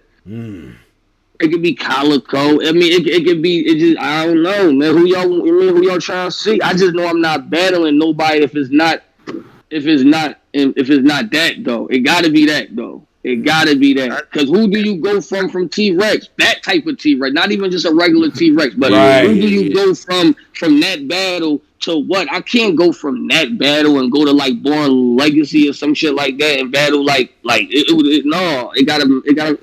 gotta make sense. It has to make sense. I think Goods would be a good matchup for you. But Goods not gonna come out though. See, y'all, we gotta think realistically, shit though. You know what I'm saying? Like we gotta think realistic. Like That nigga told me before T-Top he needed to see 5 more. For what? What? For what? What you gotta see 5 more for? Like what? Like come on, Goods. Goods just Goods. He keep niggas to that old. That's that old. That's that. Oh yeah, I'm about to say. He's like, no, I gotta see 5. I know how he said it. He said it on some fly shit too. Like I gotta see like 5 more from him, and then I could really, maybe think about possibly doing something. Like Goods, chill, bro. Chill out. I don't think these niggas is ready for that type of smoke though. I don't think these niggas. Cause listen, man. I want to treat all these old ass niggas for real. Like all them older niggas who think like, you know what I mean? Like they the niggas who supposed to be paid. That's why I talk to them niggas like that. Is because y'all lost y'all way for real. Like that shit that me and Rex did, y'all, you gotta do that. I brought that out of that. You dig what I'm saying? Like he knew I brought that out of Rex, bro. Easy. A lot of people saying you versus A-Ward. But it wouldn't even make sense right now unless it's on URL. And then it gotta be on me. It gotta be on a big card. Listen, I'm not knocking nobody who wanna go to the league and be doing all of that shit, right? I'm not knocking it, but that's not my path though. You dig what I'm saying? Like I don't wanna battle every 2 weeks or every month. I don't wanna go to this league, to that league, to that. So far, what I've been doing, like strategically, it's been working. Right. It's been working. Y'all only see me battle 2 times. Y'all see me battle 3 times this year. 1 versus T-Top. Now there's Rex in a 2-on-2. And just them 3 with the promo I've been doing and the videos and the music and the blogging and the bar for bars and all that. Right. I'm still up there. Damn near top 5. You are definitely covering all the strategic points that a battler needs to cover. You got the merch, you got the music, you got the brand, the media presence as well, bro. I salute you. I salute your grind. And, I was tough on you early on, bro. You know what I'm saying? That just come with the territory being in the NBA. But, nigga, not only is you in the NBA, you done did all the things that needed to be done. You know what I'm saying? You've been on the list of what people want to see, bro. So I commend you for doing that, especially a Philly nigga. Battle rap, as you know, it would not exist without Philadelphia. So with that on your back, too, bro, man, I just tip my hat. That's all. How y'all calling the Reed and Mook though? I got Mook. Yeah. Hey, yo. I'm gonna come clean. I don't. Y'all niggas is so disrespectful. Y'all niggas is so disrespectful. We say he gonna wash him. I think it's gonna be a great battle. I think Mook gonna get it though. Man. Mook might wash Reed. Oh. He might wash Reed. Wash him? Nah, he gonna wash him? Bro, Mook. If this is a small room like this unfair setting that Mook just had a legendary performance against Tay-Rock with, he got a crazy advantage. Okay, I think that might be a situation with his people, but I like what Reed is able to do in terms of substance, though. You know what I'm saying? So it's like it's about to be on a crowd, though. Yeah. Oh, they gonna be in it? Is they gonna be in this shit that they just did this weekend? No, it's a real crowd. Niggas gonna be a real crowd. If this was 3 years ago, I would go ahead and change it. There's no way I would have Reed even coming close to this shit. But I think what I've seen, Reed did good with a crowd. Yeah, the Vegas shit. Was he on that? Vegas shit. Yeah, remember he battled Rex in the Vegas shit. Oh, that's a fact. That's a fact. Rex kept rapping to Floyd. He's not good on the big stage. But against K Shine though, I just think he was overpowered. I mean, it's fucking K Shine, but I didn't think he was that bad on the stage, to be honest. I personally didn't. Philly thought like that contrast was rough nasty, though. Y'all niggas was blowing everybody out there. Yeah, that was nasty. That was a nasty Philly. Like, I think crowd come back. We gonna have Mook trying to rap like 8-9 minutes round. That shit ain't gonna look good, and y'all gonna be shocked again. You know what I'm saying? Like, so all right, let me ask you something. If Reed beat Mook, what does that say about the Philadelphia era of this shit? Because Reed avoided Mook when he was in his prime. He don't get credit for beating him. Boy, no fucking. You sound fucking crazy, my nigga. Go back to that Mook versus Young High. Listen to that first round. Yeah. Really listen to what Mook said. What do you say? He avoided that, brother. Remember I got an album coming, click. I don't want to hear that shit. Like, yeah, that's a fact. Yo, so y'all don't think there's no way Reed can win at all? Like, he forgot. That's crazy. Yeah, that's crazy. Yo, I think it's a way Reed can win. I think it's gonna be a close battle, bro. But if it's 1-1 going into the third with Murda Mook, I got Mook all day. Right. Reed better win them first two, is what I'm saying. Easy. Like, I don't think I got it because Mook did good in a big crowd yet? No. That's something niggas ain't really talked about. Thank you. Yeah, that's what I was trying to go to. But what if we put a time limit on it? Both of them got 4 minutes. Everybody get cut off at 4 minutes. Jesus Christ. You really think Mook gonna rap for 30 minutes? What? Yes, he is. From the era where you rap 15 rounds with niggas. Like, standard. Niggas gotta... That nigga gonna want to rap, bro. He gonna want to rap because then he gonna want to try to, because he already think that him and Reed gonna be better than me and Rex, so he gonna try to compete too. You know what I'm saying? Like, so he gonna try to rack up that motherfucker. Yeah. I got 8 minutes. I got at least 8 minutes around. I got at least 8 minutes from Mook, at least. I think Mook, he wasn't rapping that long versus Tay-Rock. That third round was long as a motherfucker. You bugging, Polo. Go back. And I know it. You know, when you watch it on the app, you can see like the lines where they kind of be like, all right, this one, this shit start, this one, the end. That third round, that bitch is like half the meter. Like, that nigga was. Now, it was all work, but, and then in the crowd, though, I see what Eazy's saying. The crowd, time limit, you know, Mook getting stopped. He tends to get frustrated with that. It's going to end up being a very close battle. That's what I think. You know what I'm saying? Gun in my head, I'm going Mook. I think 1-1 going into the third, and then Mook takes the third. That's what I think. All right, I'm putting some red up on Reed. Okay. What you putting up? I'm putting some. When we get closer to the battle, holla at me. I'm gonna be back. You know what I'm saying? Like, when we get closer to the battle, see the face off first. Like, I gotta see the face off. Well, Mook already done probably too. I think Mook probably been done since. Right. No, yo, that crazy on Reed. Right. No. All right, man. I don't know, man. I think there's gonna be an alright little battle, but so I'm guessing there's no way Reed gonna win. So that's what I'm saying. No way. Like, it's still anything possible, but I mean, that's good. That's a crazy anything's possible. All right. What about Danny Myers? I didn't hear y'all. We just eviscerated Danny. Danny got fucking bodied, and quitting in the third looked terrible. And as much as emotionally as it's like, damn, Danny, that shit kind of hurt. Sikh bodied that man on fucking NOME. That shit counts. It holds a lot of weight. A body bag on NOME. And even if Danny would have been perfect, he would have still had a fucking challenge. Sikh was in his bag. I'm not taking nothing away. Fuck that. Yeah. And I fuck with Danny. And I fuck with Danny heavy. I fuck with that. Like, Danny, volume 1. I was Danny's +1. He literally brought me in the building. So I fuck with Danny heavy, and I'm in the Yikers Island Club and all that good shit. It's a body bag. It's a body bag. It's bad too. Body bag. That's so you ain't feel bad for the nigga? I felt terrible for this nigga. I felt terrible. Well, I separate my emotions, and real shit came back and was like, yeah. I'm like, that's a fucking body. I don't care how I feel. I could be emotional. Still a body bag. Yeah.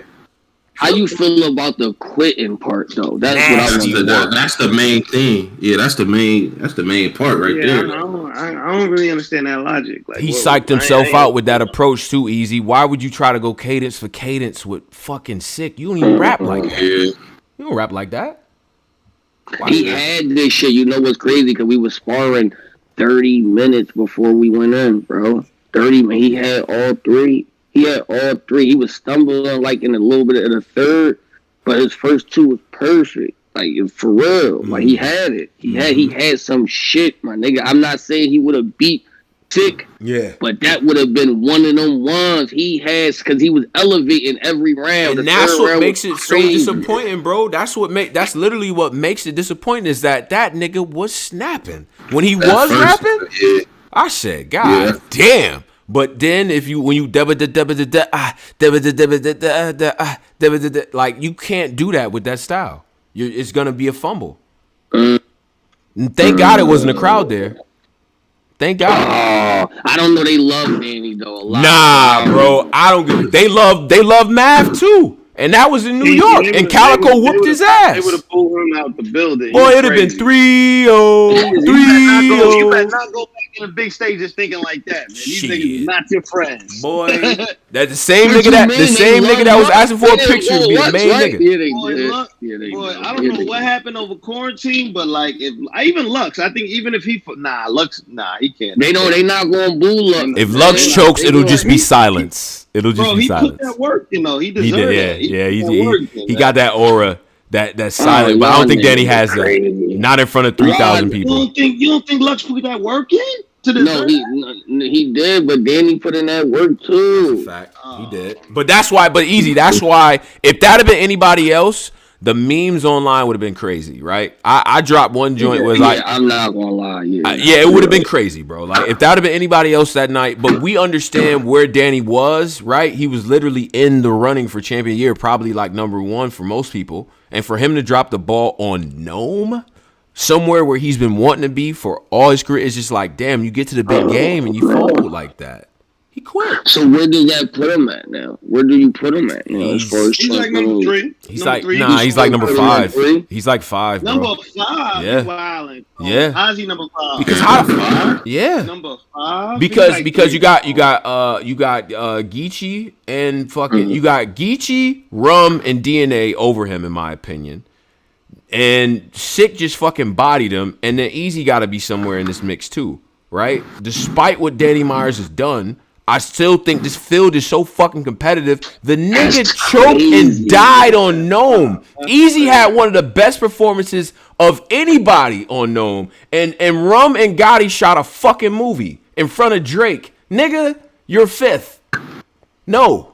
Make him going from 1 to 5. Yes, that's how competitive it is, bro. That's how competitive it is. It ain't even his fault. It's just competitive. Look at what these niggas doing. They bugging. It's that competitive. And if Eazy would have got his ass whooped like that too, he would have slipped down in the rankings too. I mean, of course, especially you, Tone. Well, especially me. Look at Eazy. Look at Eazy. Eazy, don't do that, bro. I gave you your props. I bought merch. I got a new shirt right now. Medium. You did. Yo, I appreciate that. You definitely did. I appreciate that. I already put him in the bar, man. Yeah, he did. Like a blogging nigga that be getting me mad for real. Like Toe was getting me, bro. My little brother says that shit all the time. Thank you, Eazy, for that. Tony, no bro of mine. Every time I get that nigga mad, he bring that shit right. Yo, that shit. It was so simple, but for some reason, I'm like, that shit kind of, that was like a little, like it was like a little rib shot. I'm like, damn, son, like that shit hit so hard. Like Tony, bro, is no bro of mine. I said, God damn, Eazy, and you won the battle. I said, this nigga ain't shit. But nah, Eazy, appreciate you, bro, for coming up here and that's a fact. I mean, speaking your wisdom and stuff like that, man. We all rock with you, bro, and keep on the trajectory that you on. We say? On another one of your joints, I need to be on a show though, for real, so we can really like talk this. Cause I want to go on a little run real fast. Little promo run. Oh, 100. We could set that up this week for sure. We be in contact, and you know what I mean. And then also, not for nothing, if you're in the New York area, the upcoming months we're gonna start up the undergrounds again, the Black Underground. We'd love to have you up there too, bro. He already talked to me about that. Perfect. It's gonna be lit. You know what I'm saying? But Eazy, appreciate you, bro. Appreciate it. No doubt, man. Philly, stand up. Couple. I just wanted to get him on for the rest. That should turn into a fire little segment right there. I appreciate it. Chocolate. Yeah, no doubt. Now we got a couple donations that came in. Part on Back podcast, $5. Predictably, this nigga's a hater. Cut the crap. What is known? He's like, what is known? 1 out of 10. Like, all right, how's it a 1 out of 10? Shut up. How's it? Yeah, what? Caliber, you my mans, but I was not about to waste Eazy's time at 1 a.m. talking about some Eazy versus Kid Slade. Stop running, brother. Like, stop. The nigga just battled Rex on NOME after beating Danny Myers, Cortez, and T-Top. Nigga, shut up. Niggas in complete troll mode. And then for $5, he also says, I said what I said. Look up Like, nigga, I saw it and I'm laughing at you again. You're ridiculous. Shout out to Kid Slade, but no, nigga. Now let's get to I don't even know who that is. Yeah, well, see that, and that's the problem, right? Like, so is that a Discord battle? Nah, he's a real guy. He's alright. He's alright. Oh, okay, my walk is. But no. Yeah, like, what are you doing? Like, what are we doing? 382 in the chat right now. 131 likes. Hit the likes. Hit the likes. Hit the likes. Get us to 300. We back. You know what I'm saying? We back. All right, and let's get to the next battle. And things like that. So where do we leave off at? I think we left off at was it T-Rex and Eazy? T-Rex and Eazy, and now we're on the. Yeah, I mean, we can all agree just real quick. That's a certified classic. Right? I feel like it was. And I'm not a nigga that calls things classic. I let it marinate for a little bit. But for me, don't really never call it classic. Not out the gate. But for me, for the shit that I like and how I grew up, that's a motherfucking classic, brother. Like that's that to me. Shit. I mean, whatever. Now let's get to the next battle. So the next battle after T-Rex and Eazy the Black Captain was what we had. It was the EFB. That's when we get to EFB. Wow, I have a whole lot of shit. First of all, I want to ask you how was the rollout on the stream for the EFB? The rollout was great, man. You know what I'm saying? My nigga Drake pulled up. He looked cringy in that setting at first because it's like Drake in the middle of these niggas. Yeah. But then you kind of adjusted like, dang, Drake really up here with these niggas. Right. So he was up there. Drake comes up there, Kobe shirt. Pulls out the 50 racks. Wait, was that was the whole bag? That was the 150? He already had 100 out, and then he reached back in the bag for another 50, which was fucking crazy. This nigga really gave $150,000 to battle rap, nigga. If you're a battle rap fan and you got some negativity to say about fucking Drake, like you can just kick rock. What was it like with him in the build? I know niggas was trying to get pictures. He was Drake. So Drake has this, and mind you, this is the biggest artist, one of the biggest celebrities in the entire world. Drake he gave me the impression of somebody who didn't want to be Drake right then and there. He just wanted to be a fucking fan, bro. That's it. He was commenting on the battles. He liked everything. He was gracious, humble, funny, shit like that. He just wanted to be a regular nigga for that time because he understands that this, although he's a fan of this is the house that Rex and Mook and Verb, this is their house, right? Like this is a battle rap house. So to me, it was the equivalent of somebody taking off their shoes before they hit the door, wiping their feet, and sitting the fuck down. Like, right? Like he wasn't on some like, let me jump in. You know, nigga come to your crib and just immediately go to the fridge. I got friends like that.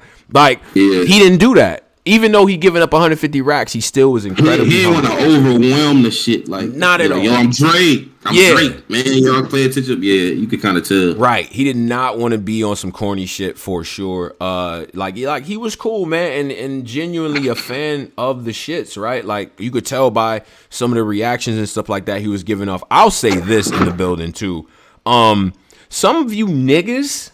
Wow, I've never seen groupiness from grown men. I'm not gonna lie. I seen it one time. I was at a club and shit like that. You know what I mean? I think this was probably around like 2008 or some shit. And Tracy McGrady came in and I hear like, oh shit, McGrady. And I look back and it's a bunch of niggas running toward him. It was weird. But like that's the only time I see.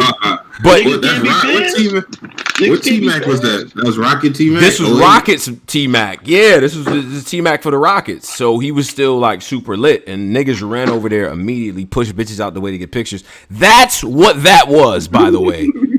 Yo, bro, so I get there. I'm getting mic'd up. I'm crying. I'm getting mic'd up. First I talked to Polo. He like, yeah, we got Drake in the building and all it like oh yeah. Drake is in the building and everything, son. Like, you know what I'm saying? So he's in that bag. I'm talking to Freeway and shit like that. We all getting mic'd up and stuff. And we make it back to the room. Okay, so the whole night was nigga. Let me ask you this: the whole night was niggas in a. Yo, Drake out like is Drake on? Is Drake? Nah, was niggas in that bag? Niggas, okay, it wasn't that. And honestly, I know people commented on a lot of the women who were there. the people that I talked to who were there, like the ladies who were there, were like, nah, I'm here to see Danny Myers, or I'm here to see, you know what I'm saying? Like, obviously the nigga to Drake. Nah, well, listen, that's what I said. I'm looking at a bitch like, I bet you lying. Fuck out of here. You don't know anything about battle rap. I've never seen this many women at a smack event, man. Bro. I think part of it is LA, part of it is shit just opening up, and then, you know, obviously Drake is a big draw of it, but it was a lot of LA women in there. That's the other thing that I noticed. I'm nigga, them bitches was lying, boy. They was dead straight for Drizzy. Hey, I'm cool with that too. I'm like, okay, whatever, bitch. And then so as we get shit together, don't really believe some shit like that. Bitch, like, nah, I'm not here for Drake. I'm here for Danny Myers. But I sat there. No, they were saying they wasn't saying cliche names and shit. Like, oh, I want to see what, you know what I mean, Mike P's gonna do. Like, they had these some weird fucking takes. Like, I was like, oh, okay. Like, I want to see Av. I want to see this and that. I'm like, oh, all right, bitch. Well, maybe she did some research so she wouldn't look corny in the room, but whatever. Anyway, we make the fucking half circle, right? I run into Ballhead Beasley. Beezy, Tone, we need you right at the front. Like, it sounded like fucking, like, he has such a dad voice. We need you in the front. Yeah. So I'm like, all right, cool. So I try to hustle to the front with Beasley, UFC fighter, never ate a cheeseburger. Beasley, this nigga is trying to maneuver people out the way, right? I get to a point where I'm behind a bunch of niggas and a couple girls, right? And I'm like, yo, I got to get through. I'm a judge, Tone, bro, this and that, right?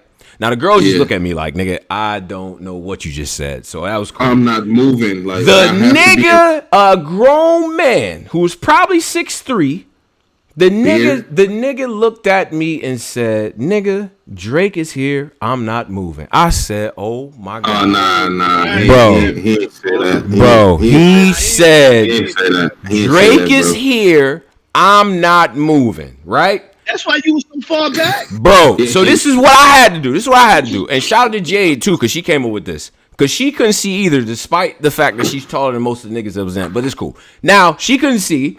So what she does, she grabs a chair and stands on it. I grab a chair and shit like that. I stand on it, too. So we standing up. I'm looking overhead to judge the fucking battle. You see what I'm saying? You the judge. Drake looks up. He sees niggas standing on points and shit. And I'm like giving the eyes and shit. He's like, all right, cool. Thumbs up. All right, so I seen everything that was happening. But that moment was super ill. I was like, yo, this nigga, like, niggas was like, no, I am going to get in a picture, one of these still shots with Drake. You're not doing this right now. So it was that. Niggas was jockeying for position and boxing out like Charles Barkley. Niggas was boxing out like Charles Barkley in 83, nigga. Nigga. Facts. Nigga. That's crazy. Nah. I said, nigga, if you don't move, and so okay, and then the other thing too, and shout out to Caffeine and everybody was cool. It's always that one security guy that has no idea what's going on. He just knows it was Drake security or Caffeine. It had to be a Drake security guard because the nigga, I didn't even see the nigga. He wasn't even working the door initially. Nigga covered in all type of tattoos and shit.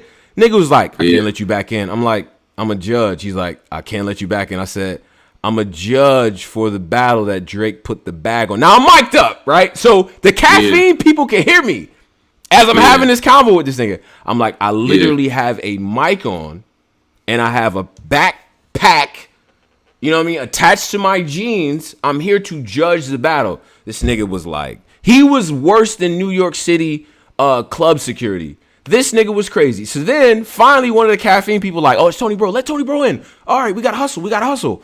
And I look at this nigga like, bro, what the fuck? Like, what we doing? I just told you, nigga, The nigga Drake, looked at me, and without saying it, telepathically, the nigga said, nigga, it's Drake. Like, I can't just, you know what I mean? Like, he had that face. Like, what you want me to do? It's Drake. No, you got to think, my nigga, that 150, that's a lot to these niggas. He probably didn't watch Drake blow that in an hour, my nigga. Right. So it's like, he not losing that job. Like, you crazy. I think it probably had to take a bullet. I said, what the fuck? Yo, bro, this nigga was ready to like, nah, I can't let you through this door. I said, nigga, if I don't get through that door, everyone here is going to die. Because if this bitch gets judged and Tone Bro isn't there, niggas are going to rebel. So, but before I can even get any of that, caffeine niggas got me. Now, we get to the battle. Let's talk about the battle. The battle. Right. As it starts off, Smack flips the giant fucking coin. Drake is in the front and shit like that. Male groupies, things like that, right? Now, the battle itself. What did y'all think? Drake flipped the coin because Drake. Drake did first. And that coin is heavy. It's weird. It's made of lead. But yo, my Caliber, relax. This nigga on total helmet. Yeah, he is. Yo. He's just mad because we dissed that fucking Thurgood Marshall fucking mustache he had. Nigga, your John Henry ex-slave beard face. That nigga dad looked like King Arthur, my nigga, like the Black King. You remember that movie with Martin when Martin was like Black Knight or some shit? Nigga look stupid. That nigga was like, he like a stunt double for Black Knight. What the fuck? I ain't gonna lie. Nigga, struggly ass beard. We not doing that. Anyway. That nigga had the Luke Cage beard. Like black, it's rare that you find a black nigga that mustache could like grow that Brillo pad material. Like that shit's crazy. Nigga looking like Franklin Leon getaway driver in Snowfall. Nigga, you look crazy. Like, okay, this nigga's gonna die as soon as they get to the ops. Anyway, doesn't matter. Let's talk about the battle. Rum Nitty versus Geechi Gotti. Let's get thoughts, opinions. Pose, what's up? Nah, good battle, man. Good battle, good back and forth. I know y'all was relieved when they said they not. Good God. When they did the splitting this bit, when that nigga Nitty. It was a lot of emotion. Nitty broke kayfabe immediately. That badly. But just in time, Pose. Just in time. I ain't gonna hold you. It was perfect. Everything was perfect. Yeah. Everything was perfect. Since when do they say that the fan vote first? Did they always do that? No, they didn't. And it threw us the fuck off badly, but in a good way. All of this was weird, but it all worked out to the best, right? So I'm going to just say this. Out the gate, I'm like, Geechi Gotti is in fucking trouble because Rum Nitty whooped his ass in that first round. And is that just me? Or what? What do we say? He was on his head. He was on his head. Rum Nitty definitely got that first. He I said, man, Gotti, you are in trouble. And to me, Geechi Gotti closed the gap in the second. Now, to me, the battle comes down to the second round. I gave Geechi the third round clear. The second round, to me, you could probably go either way. I like Gotti a lot more because the second round is where Gotti painted the contrast between him and Nitty, talked about his history, talked about him not really repping that shit until Gotti came around, and then ended that bitch on some EFB. His last 6 bars on that bitch is crazy. Up until the fucking, see the face in the train, like Thomas, the what? I said, nah, man, what? He was bugging. And so, you know, and Nitty was also great in the second. I think it comes down to the second round. That's how I actually had it in the building. How did y'all call it? Did anybody have Nitty winning? Nah, I thought the first Nitty clearly got. I thought the second Geechi edge. I thought the third Geechi kind of clearly got written. Nitty kind of fell off in the third, and that Geechi third was crazy. Hell like yeah. That, yeah, one of them rounds. Like that was a crazy round. And I was sitting there, I'm thinking to myself, man, if Nitty better not leave that door open, bro. Don't leave the door open. And it was like, yo, like he finished a little bit short, still bars, right? But but nothing outside of the standard, flips about Gotti and Crips and Nutty Block and all that shit, right? But I thought Geechi's angle in the second kind of won him the battle, in my opinion. The compare and contrast. But so we get to the point, right, where we like, all right, battle's over, crazy. It's a fucking movie, right? My heart is beating mad fast. I get off the chair, I swim through the crowd of thirsty bitches and niggas, and then I get to the front, right? Civil rights Afro tone gets to the front, fucking shades on, right? Now, thank God I had them shades on because my eyes is big as a motherfucker. And I'm sitting there and I run into Freeway, who is the calmest, most humble nigga ever. And he's like, he's like, I ain't gonna front for real. This John crazy, bro. What we gonna do, Tom? Like, he giving me that type. I said, oh no, not Free getting like, you know what I'm saying? So me, him, and Polo is ciphering up like, yo, who you got? And Free's like, I got Nitty winning. I'm like, I got Gotti winning. And Polo is like, I got Gotti winning as well. And as we say, like, well, damn, we don't know who Luke got. Right as I grab my phone to text the nigga, Smack goes, oh, Geechi Gotti won the fan vote by 1 point. Now. So it's 2-2. So, and that throws us off, right? And we sitting there like, well, depending on what Luke has, this shit could go a different way, and we're gonna fucking hate it in this building. And just as we panicking, Freeway like, I don't know, maybe we need to call this nigga this and that. Just as we trying to figure out how we gonna do this shit, Rum Nitty pops out and says, "Hey, cuz, we splitting this bitch." I said, "Thank you want to tell him? God." Tell him? What? Pose? I said, thank the Lord in heaven. We splitting that bitch. Thank you, God. That was a crazy battle rap moment right there, man. Epic. How did that look? 'Cause I know in the room, and I have my shades on, and I'm a grown man, but a nigga might have got fake watery eye when that shit happened. I'm gonna come clean. Nah, it was good. It was good, man. It was because you knew it was about to be a war. Yeah. Because this was a close battle, so you knew you was about to have to go on your battle rap war with niggas like, oh yeah, it's time. Me grab them guns. It's time to do you got Nitty Geechi joint. But the nigga Smack said once Geechi, the Nitty said that. Yeah. It's like all that relief just was like, okay, I don't gotta fucking be the pick. It was such a important moment for battle rap. It was an important moment, the prestige of having the biggest artist in the world there, and y'all just went through this grueling 16-man tournament with the best rappers from the generation out here. You know what I'm saying? Y'all do that. It's 2 West Coast MCs, and they say in LA, they split the fucking bag, nigga. That's I'm gonna tell my grandkids about that. That was fucking crazy. That was crazy. Nah, everything was perfect, man. That was crazy. I said, oh, this is legendary.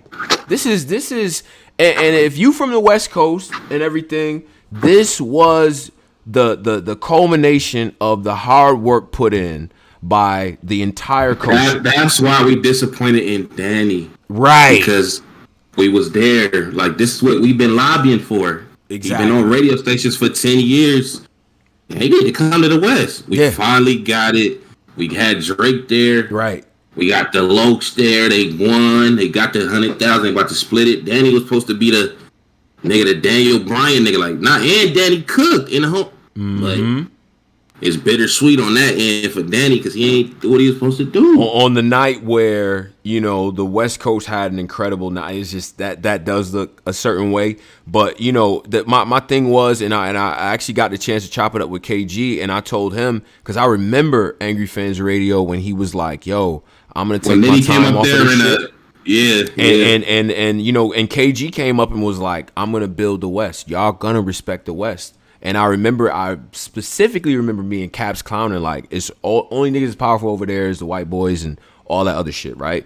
And it's like, he's like, nah, it's real shit out here. Y'all really ain't got the real culture and shit. And he took his time, him and the Danny Myers of the world, and and Dot and all these different people that helped build that scene. And this is what comes out of it, man. That was a fucking moment.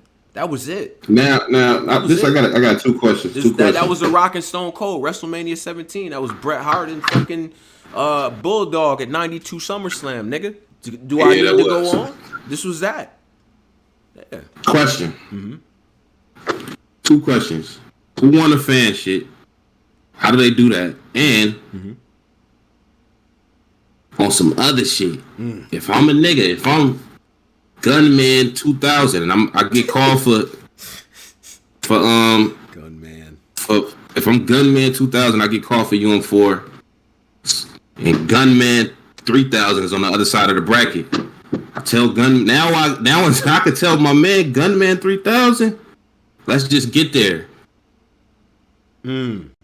Is the splitting is gonna be a thing now, or that's just for this? Because it was perfect. It only worked for a couple of reasons. Number one, the battle was incredibly close. 1 point margin of victory, right? Gotti choking all 3 rounds and Nitty splitting it does not hit the same. Sorry. Number 2, it's 2 guys who were normally in these tournaments, number 1 and number 2, or number 1 and number 1 seed from each side of the bracket. They don't generally make it to the finals, right? And then it's 2 actual West Coast MCs who are actual bros. That all of that shit together made them splitting that shit make sense. I'd highly doubt if that's Serious Jones and Swave at the end. Okay, so if it's Jack Boy and Twerk, it's okay too. They're definitely gonna. It's to me, it's okay on some brother shit. But if they have a great battle, it hits. And Nitty and Gotti actually had a classic on top of it. So it's like, you know what I mean? I respect it anyway if that's really the bro. You know what I mean? And you want to split that bag, 150, split that bag. That's cool. But it's the fact that they had such a great fucking battle that it even made more sense. No, literally, nobody was mad. It's more of the story. Literally. It's more of that story. The story that went with it too. Like West Coast, the West Coast is dominating this year. Yeah. One nigga's on one side of the bracket. We expected these two to meet in the middle. Sorta. On paper, they were the favorites, but that had all the other Ultimate Madnesses. We've had upsets in round one. We've had huge fucking upsets in round two. You know what I'm saying? And then the guy that won, you talking to me about Holmesy and Fonz. I don't know anybody had them winning either one of those tournaments, right? So nah, bro, it does not usually go like that at all. And you know, you can make the case about Nitty even going up against Jones. I mean, I had Jones winning, right? You know what I'm saying? So it was definitely not easy. And the fact that they had such a great battle, it brings that motherfucker home in a different way. That verdict felt right to everyone in the room. Everybody. It felt right. It did. I didn't see one complaint about it. Now, afterwards what happened? I'll tell you the aftermath of the joint, right? First of all, niggas ran to Drake, right? Everyone wanted to get their pictures off, right? And Drake was like, fuck. Like, so he just stood there mostly with the women, but the niggas was photobombing and all this other shit. So, but as you have that going on, right? They get their pictures with Drake. Niggas is running over to me and Polo, basically cornering us like, nigga, who you got? I want to know the real. I want you tell me the real, nigga. Niggas gotta get their money. Niggas gotta get their money. Yeah. You know what I'm saying? And shout out to Jay Black because he's one of them. He's like, yo, who you had, son? Like with the big eyes and shit. And he's like, I'm trying to, cause you know what I'm saying. So I was telling him like, yo, who everybody had, and he was like, Surf, where about Surf? Where my money at? I'm guessing they had Geechi. Yeah, Black had Geechi as well, and Surf had Nitty in the prediction. So you know, what I mean, people were kind of. I'm guessing y'all four judges had Geechi. Like three out of the four. Three out of four had Geechi winning for sure. Okay. So, you know, but that's just what that was, man. And you know, but nobody was really mad. It wasn't no energy like, yo, this is some bullshit, whatever. But I just think the fact they had a good battle. It's two West Coast guys. We know they're actually friends. And Drake literally added another 50. Like, fuck. You know what I mean? Like, I honestly, the way that it went in hindsight, and it's crazy to even say this now, had that not went that way, I don't know. That would have, you know what I mean? Like, it would have been a little funny, in my opinion. You know what I'm saying? That was great. Now, say if next time, and okay, so it's Luke Castro and Luke Castro and Real Sikh, right? They win Ultimate Madness 4. It's the Ambiance again. Everybody there. Then Luke Castro go, oh yeah, by the way, before y'all do the votes, splitting that bitch. And Smack go, yeah, that's cool, Sean, but he ain't doing that again, Sean. how is that gonna make a nigga feel like the real nigga act could only be committed once? Like it can't. That's over. You can't do that again. So now it's kind of that splitting the money pot shit. I think it might be X'd out because of them. They did it so much on a real nigga level that it can't be. I don't think it could be done again, man.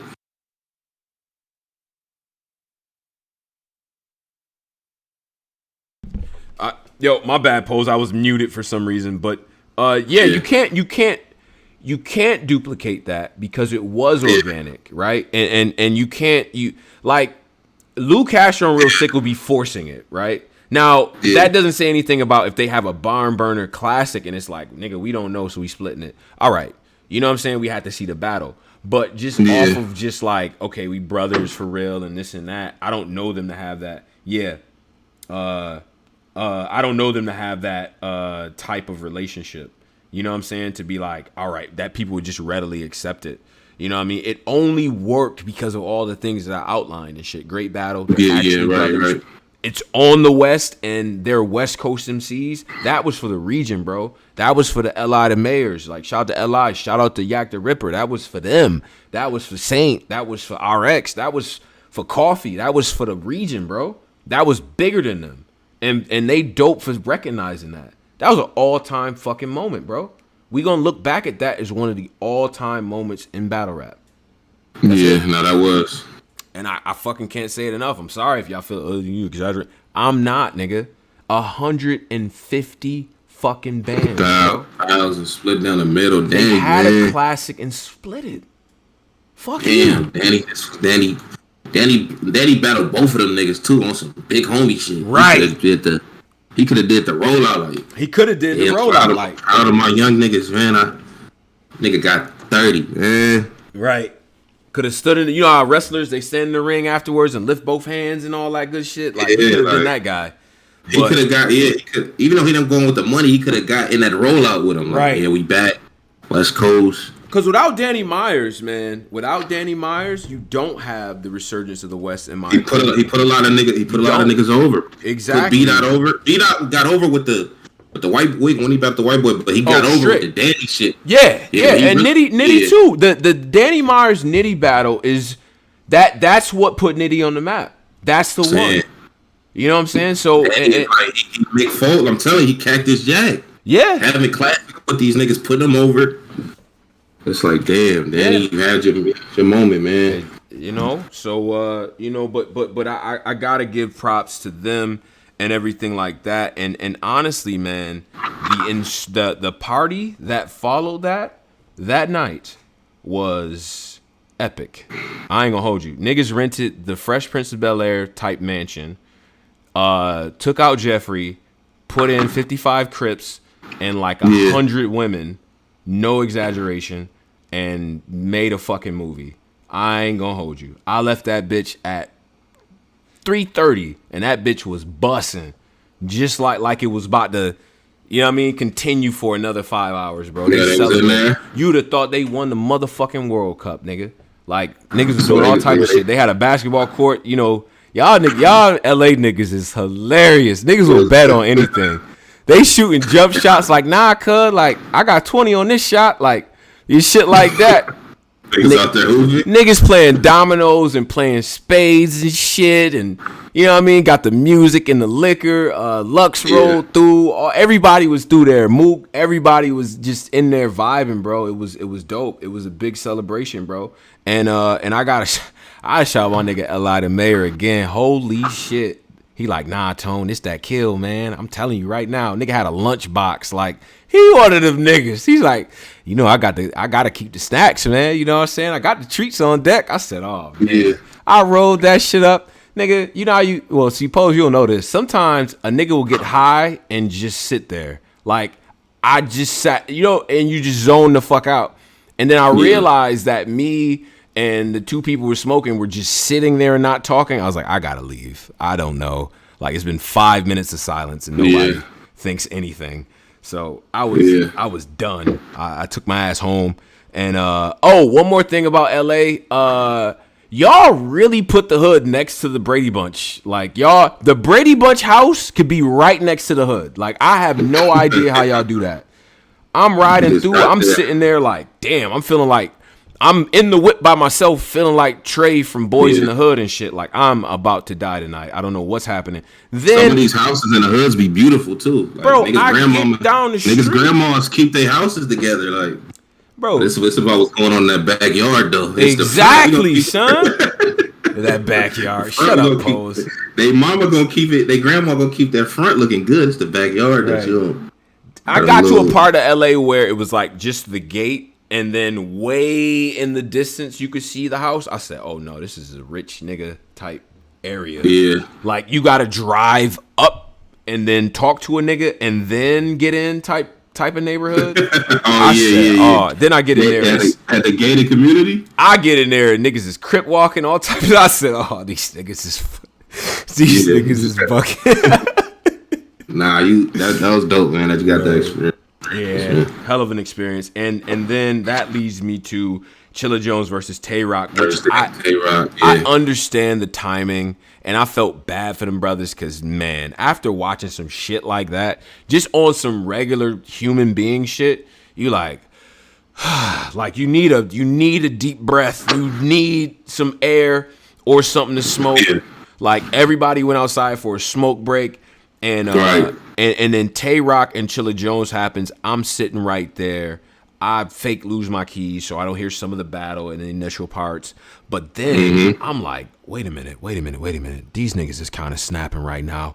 Tay-Rock was in fucking bad. Yeah, nah, Tay-Rock beat the shit out of Chilla to me. Right? Yeah, I don't know what Chilla was on. Chilla I don't know, man. What was it?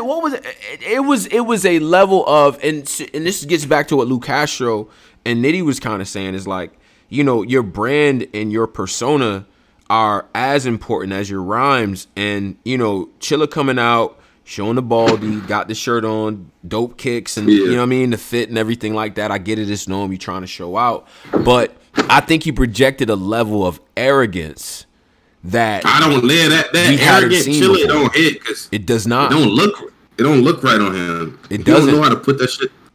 The outfit was fucked up.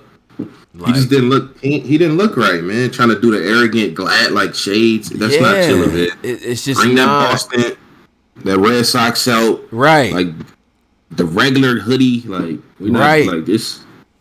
Like I just and then you know, and what ended up happening was Chilla Jones, who was the blue collar, like, by my bootstraps, I came through beating these niggas, and I'm still gonna burn down this top tier table that I just made it to. He becomes the arrogant, looking down on niggas, I'm better than niggas type of guy. And Rock Rock becomes the blue collar, Tay-Rock, I'm in here, nothing to lose type of energy. Back humble. He was in a humble bag. Super humble. And then like, it's like, read the room. Rock's dad and his shit was there. He was cool as fuck, and they just interview him, and he's humble and shit like that. And Rock was Rock had his mom there. Rock trying to go back face. He done being a heel. Exactly. I ran into Rock in the parking lot and shit, right? And shit when niggas pulled up, right? And I'm like, yo, you know what I'm saying? Like, Rock, what's up, man? A lot of niggas been playing with your name, man. We need Stovetop Rock. He's like, nigga, this is definitely Stovetop, editing them and sending them. Like, we need all of that. He's like, yeah. He's like, bro, I got you. Trust me. He's smoking with the team, and they just looking at me like, nigga, you got no idea. So I think Rock was in a good form, bro. He was in a great form, bro. What was Chilla doing with I'm gonna let the crowd choose it. One, fuck gun titles, then I'll say this shit. Or two, fuck surfing, I'll play this shit. Like, okay, it's two. Like, nigga, what the fuck are you talking about? And a lot of stuff was directed at surf and stuff like that. I just felt like he was kind of overlooking Rock, in my opinion. You know, it was a performance I feel like that Rock kind of needed, in my opinion, if I'm being honest. Given the fact that niggas was dropping career nights on him between Mook and Daylight, I think he kind of needed this one. I think with Jones, it's a matter of, look, you at the table now. You at the table. You know, you can do what got you there, right? You know what I'm saying? Maybe we wear the shades, we keep the fitted on, and you got to kind of slowly do that. I think he made like a weird 180 that people just weren't ready for aesthetically. Bar-wise, he still was there. He still was in his Chilla bag. He still was there. But it's just we like, need that old Chilla, man. Yeah, like, he should have just stayed a regular. People like Chilla because of that underdog factor. Facts. He's just a guy in a Boston hat with a hoodie, right? And he's good, right? When a nigga try to do a whole new costume, it don't hit. Like, it's like, bro, stay in your lane, Chilla. Yeah. I know we put a lot on the wardrobe, but it went with it. Like you just said, the aesthetic. Like, yeah, the aesthetic. Like, it just was like, it's like, what are you doing, Chilla? You know what I'm saying? So I just and then, you know, like Chilla, I think the year that he had last year and the type of time he been on, some of these top tier matchups, he's probably gonna be the favorite to win. And I think this may be the first time, you know, in a while that he was consensus favorite to win over a top tier battler. consensus. I had him winning. I thought he was gonna win. I thought he was gonna beat the shit out of Rock personally. But you know, so how do you work now, right? Sometimes people can only work effectively when everyone counts them out, and I don't know if that's the case with Chilla, but I get the impression that it might be. You know, so. He got to go back, drop the New York undercover act, go back to the regular Beantown, Bosstown Chilla. Right, Beantown, Bosstown Chilla. Yeah, he got to go back to that Chilla. It's just like, we're gonna do this again. Yeah. I know they didn't like it back in the day, but people liked it during the COVID. Like, remember niggas didn't like the Beantown, Bosstown Chilla, but during the COVID era, it's like that's what hit. We had to listen to him. Yeah, so it's like.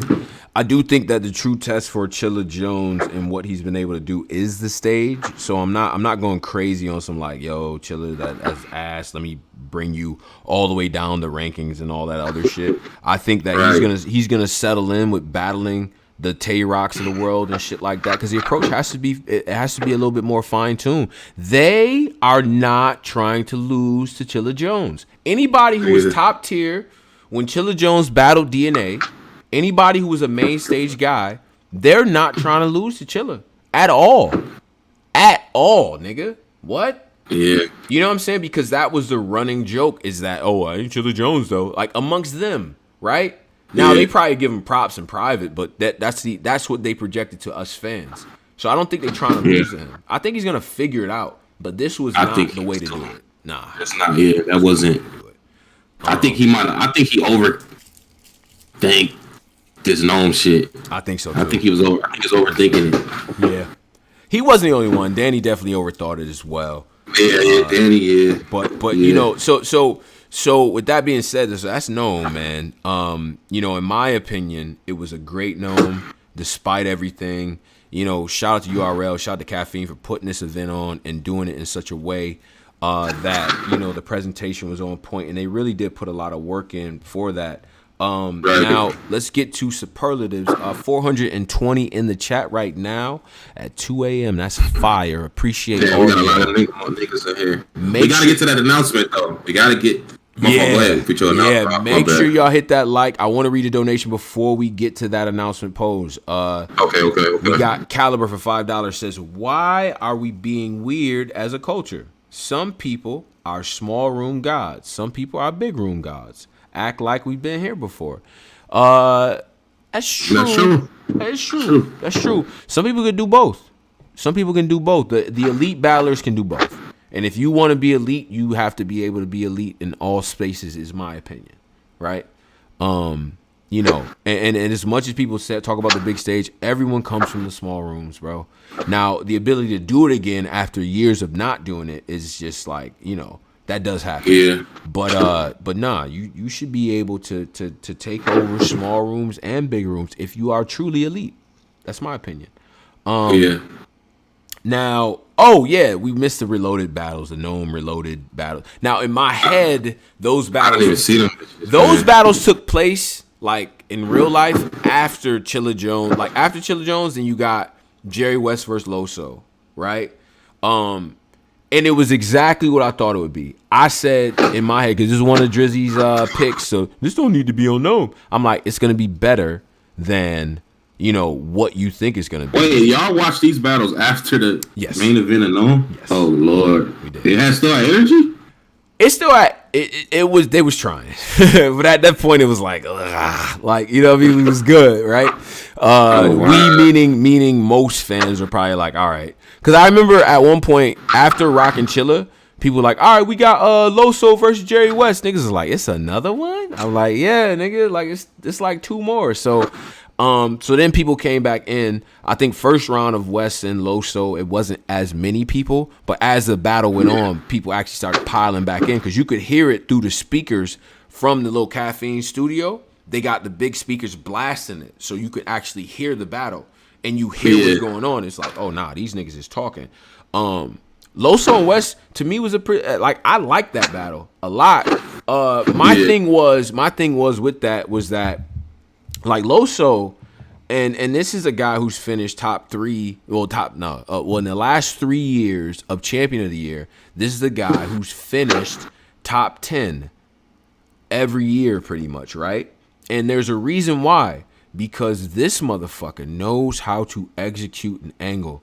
He knows how to draw a contrast. By the end of the battle, by the time he gets to round 3 and he hits you with that big angle, he's already painted such a picture of you that it just fucking works, man. He knows how to bring his shit home. Another thing about Loso fit. I see you, Loso, swagging. Yeah. I like the Kobe jersey. You know what I mean? Like we was out there. You know what I mean? Like he had a little bit of extra charisma with Wess. I felt like. You feel what I'm saying? I like Jerry West. I know he gets a lot of flack. I like Wess. I think when Wess gets in his pocket, he's good.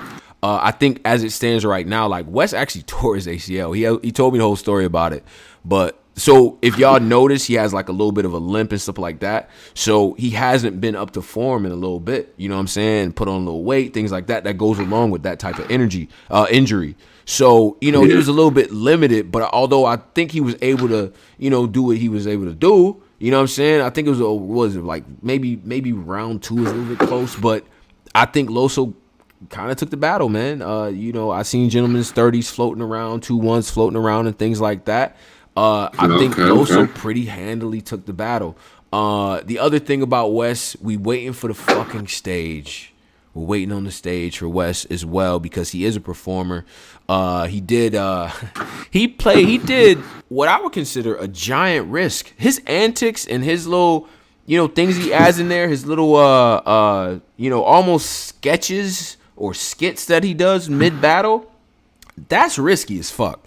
He did that telephone game shit. I had no idea where he was going with it. And you know how you in the front of the battle? Like, I turned into Homer in the bushes, and I just, like, faded to the back. Like, please don't give me like this. Because I didn't know where it was going. He describes the telephone game and how the shit works and whatever. Then he passes a message, right? It goes through 5 different people, right? Passes by Loso's girl, you know what I'm saying? And then goes to Rita. And then, you know, and it was perfect that it went to Rita because, you know, she got that Philly accent. And then Jerry was like, what'd he say? He's like, Loso's a faggot. The way she said it had me fucking crying. I said, oh my. He's like, you know, that's actually correct. It hit so hard in the building, right? Like, but that type of payoff, bro, to take that type of risk, I think is laudable. You know what I mean? And then he did some shit where he got all the lights off except one. Like he was talking to God, like, not yet, God. Like the shit was fire. But those are like kind of the main sort of things I took from Wess's rounds that stood out in my opinion. But it's just hard to beat Loso. It's tough. It's a lot of substance, bro. And one other thing, Loso might be one of the most direct battlers there is. Like he rarely says random shit. Rarely. Yeah. You know what I'm saying? But yeah, so that was that. And then we got Fonz and JC. Did you get the chance to watch that? Nah, I didn't see none of that. I was battle rapped out Saturday actually. Okay, I get it. But JC versus Fonz. Now in the face-off, they sort of previewed it, and I was like, I didn't expect that face-off to be that spicy pose at all. I didn't expect that. Fonz, his mission in there, right? It was bigger than just him and JC. It was about the new Midwest and that movement that he is the captain of, right? And getting that respect from the Quest McCodys and the Marbs and the Calicos and the JCs, right? The other people that helped really usher in that era where people started respecting the Midwest, right? Fonz is out to prove that not only do you need to respect that Midwest, that attitude era, you need to respect that new class that's coming. So I think that was his approach throughout this whole shit. And JC, to his credit, was not just gonna, all right, you the new guy. All right, let's just pass the torch type shit. It was not a passing of the torch. It was, you got to snatch this motherfucker.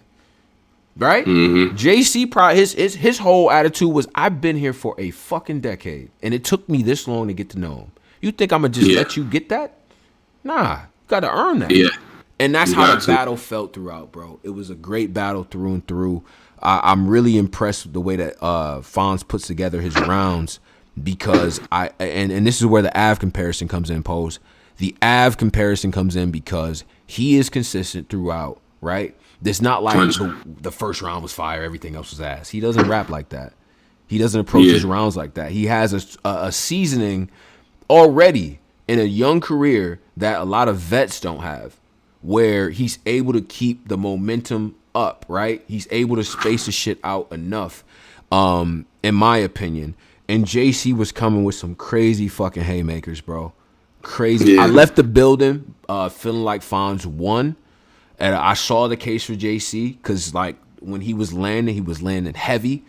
But I edged the battle to Fonz, and this is another one where you watch it again, outside of the vacuum of everything that's going on. It's a good battle. Mm-hmm. Okay, I'm gonna check that out then. Yeah, definitely check that out. Fonz is definitely top 10. Oh yeah. I think Fonz is to me, Fonz, Eazy, and Sikh. Stamp that. They ready to go? They ready. They're there. They're there, in my opinion. They're there. They all got quality. Sikh too, nigga. Quality wins. Fucking great lines. Great battles. You know what I'm saying? Great work overall. You know what I'm saying? Recognizable shit that fans can go back to. You know what I'm saying? Like, they put in pain, bro. The only other thing that's left for those three MCs to do is be on Summer Madness or be in front of that crowd of 2,000 people. I think that's the only thing left for those three brothers. That's what I think. Yeah.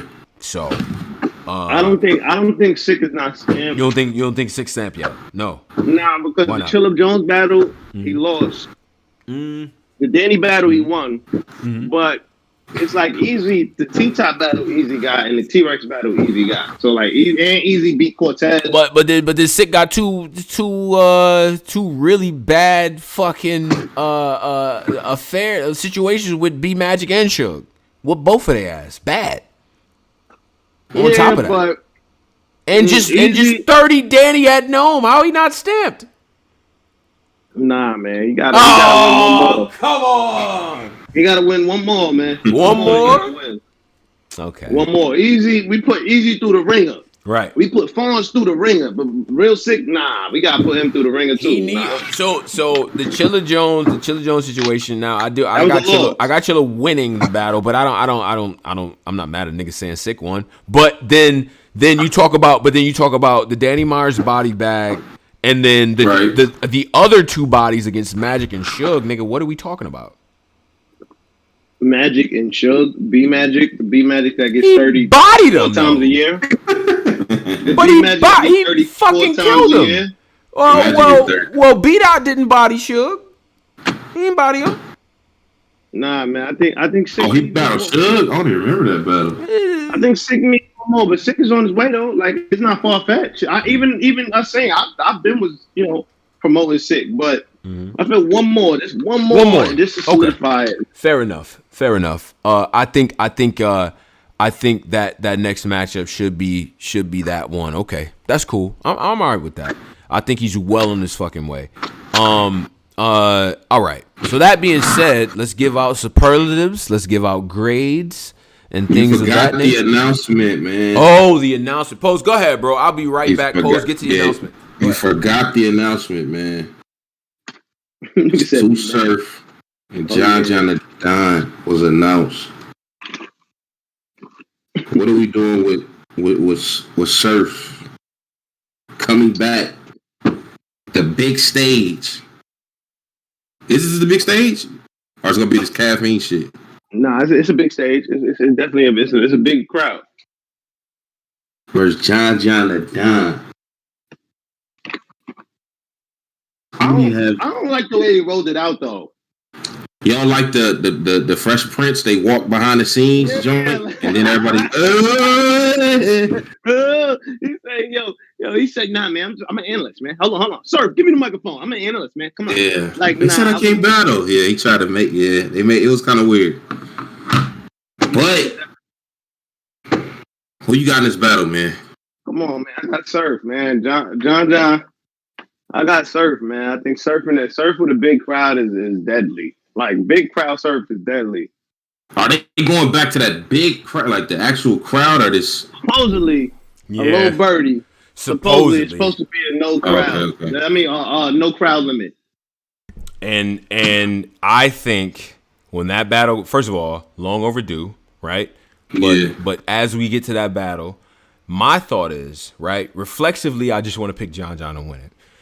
But if I'm thinking about history, history says Surf, when it comes to that stage, and it's a grudge type of situation, he's going to come to play. Geechi Gotti, I think we're going to get the Geechi Gotti type Surf in this battle. He usually show up. And it's going to be very fucking hard to beat that. When it's those kind, he usually show up. He always shows up for big crowd, so I ain't really worried about him in the big crowd. So, bruh, that's good. And he could take what A-Shot mean angle and and tailor it to his own shit and all that. So he can get crazy. And he's been sitting down, doing a great job of doing his commentating and stuff like that. Sue Sharp, like he's been sitting and watching the game and watching what the people want. And one thing about Surf, whatever you think about him, he has a good pulse on this shit. He understands what people want to see. He breaks this down every time he talks about battle rap. And I think the combination of him sitting down, it being a grudge match, and it being a big stage, that nigga Surf is about to go fucking crazy, bro. He's about to go crazy. And I think John is going to meet him right there, bro. This shit is going to be a great battle. Gun to my head, initial pick is going to be Surf, given the fucking circumstances. But nigga, if you don't think John already got that motherfucking clip loaded, huh? You hear me? Yeah. What? He probably got throwaways in his notes from years ago. Yeah, John gonna play usually, but shit, boy. He come and play usually. I got Surf though, but yeah, John ain't no slouch at all. Hell no. He come with 3, everything put together. Facts. I got Surf though. I got Surf too. I think it's gonna be the Gotti Surf. That nigga's about to cook. And but I'm not counting John out at all. So don't get mad at me. I usually like John is one of the niggas I never go against. Right. In my predictions, I'm like I got John winning. I don't give a fuck. He said, y'all know damn well this nigga Surf about to choke and John about to catch a 30. Oh, I don't see Surf choking in this. It's too much of a grudge. Yeah, I don't. Surf is definitely not joking. I can almost guarantee that, man. After this last year and a half of awesome fucking battle rap and people showing out and going upstairs and all that, shout out to Question Marv and all them, nigga, no. Surf not trying to choke, nigga. Y'all and crazy? Also the Lust battle, and he also said, man, the Lust battle was supposed to be a crowd. So I mean, I think that one should have probably waited too, but it is what it is, man. He got smoked, but he never had the energy for Lux like he did for fucking for John. It's not the same energy for John or Cortez, right? Like we know who like the main fucking ops for Surf are, right? It's those two. And nigga, he not about to play with John at all. From face off to the end of the fucking battle, it's gonna be work. That's what I'm looking forward to. Cause I ain't gonna front though. It's like he's done such a good job doing the commentary shit. I'm like, oh yeah, nah, it's time. It's definitely time to come back, bro. Thank you. Yeah. You know what I'm saying? It's time to do that, man. But I'm going Surfing this one initially. I want to see what the rollout is. With the promo, I'm excited for that. The storylines and all of that, man. If you've been paying attention, this is a rivalry that has been here for years, man. You know what I'm saying? So yeah. It's one of those, bro. It's one of those. It took you 10 years. What are you telling him? It took you 10 years. Yeah, he was already in his bag. He was already. Yeah, he immediately went into fucking Surf bag. Welcome to the party. You know what's interesting? 10 years. You know what's interesting too? That is like in the A-Shot meme. Shout out to A-Shot meme, because as that was getting announced, A-Shot meme was like, y'all can thank me for that. Niggas can thank me for that. Like, it's just, I was crying. I'm like, A-Shot meme. You know what I mean? A-Shot meme is funny, man. But it's like, but even with that battle, the pregame, John lost that pregame badly. Holy shit. What? Yeah. Ace in the pregame, in the build up to that battle, had John looking crazy. I remember one time they went live and John was like, I don't even know what we doing. Like he was so lost, right? Yeah. And it's like whatever Surf is gonna come with in the pregame and the lead up is gonna be way. He knows John's not gonna lose that. This Surf special. Like, come on, bro. I went back and watched some of them old Surf and John lives. Right. That shit is funny, man. Yeah, it might be bad for John, man. Boy, the way that Surf is finna talk, and that's another nigga. That's when Surf got something to say about you, it's different. I'm telling you, bro. It's up there, man. And he's smart, man. He sat out too, so he gave people a chance to miss him. Yeah, 100%. So I don't know how Surf do this shit. Like, niggas was in a hate Surf bag for months. Yeah. That nigga did the earpiece, welcome to the party rollout, and just got niggas back in their bag. Now I got Surf 330. As soon as I seen that shit, I Surf. I remember as soon as he came out and took the earpiece off and God said, I got the Johnny Dang pieces. I was like, nah, Surf 30. Right. This is a nigga we was just mad at. Probably just mad at him. That nigga it's annoying too. It's annoying because Rex, there's a couple of them got that factor like, I can't be mad at this nigga. Calico. It's like nigga Cal 30. Surf literally like was just hated like 3 months ago. Right. That's what I'm saying. And you know what I'm saying? But his brand, like, again, this is a guy who understands what people like, what they're gonna root for, what they're gonna be mad about, shit like that. I think his approach to battle rap, all the fucking X's and O's outside of the ring are just as important, bro. So that's gonna be an epic matchup, bro. It's gonna be an epic matchup. Now let's get to this really quick before we close out. Shout out to everybody that is here. 326 still in the live. Salute to all of y'all. Hit the like button as well. Superlatives. Battler of the night. Posey. Are we taking out the damn? Can I give it to Nitty and Geechi? You gonna give it or to just both? one person? One of them. One person. Nigga. What are you doing? Nah, I can't do that. They split it. You want to split it between Gotti and Nitty? I mean, they did tie the battle, so that's technically okay, I guess. Yeah, they split it. But besides them, just I guess real sick, man. Caught a fucking body on. I'm about to say it better be real sick. Yeah, I ain't gonna lie, man. I got Eazy to block, man. I think Eazy performance, his first round probably to me was the best round of the whole card. And I definitely got Eazy, man. I think Eazy showed him. He did what he's supposed to do, but I definitely got Eazy. Okay. Oh yeah, I do want to do this though, because we just had a Black Compass versus EBL Sunday. EBL thought they got away with it, but they didn't get away with it. They did not get away with it. That was so nasty. Nigga called time. I said, oh no, this is classic. Let me. You ever stop a podcast to go get something to eat and smoke a blunt and then go? Like I did all that. I was like, oh nah, I gotta get right for this. Yeah, boom, battle Miss Petty. He smoked her. That's one on the board for us. Holy shit. What? And then Geo battled Muggy. He smoked him. Yeah. Oh wow. He did. I was surprised at that. Geo did his thing too. Yeah, Geo did do his thing. I was surprised at Geo delivery. It's very what's the way to put it? It's very, front of the class.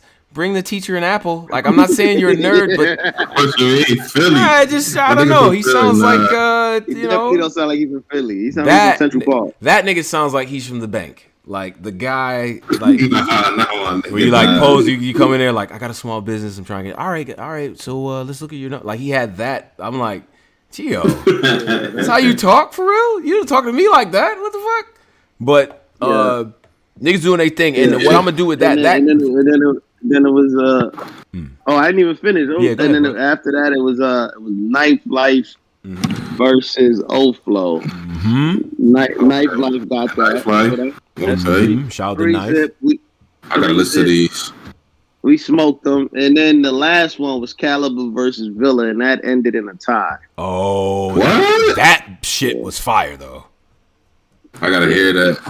Caliber, my nigga Caliber be talking on, nigga Caliber, one of them niggas. Yeah, nigga be talking. I'm like, oh shit. But yeah, I like that. That definitely was the best one. But yeah, All of that will be up on the YouTube and on the iTunes and all of that good stuff tomorrow. We didn't want to put that up before we did this because we know what you niggas would have did.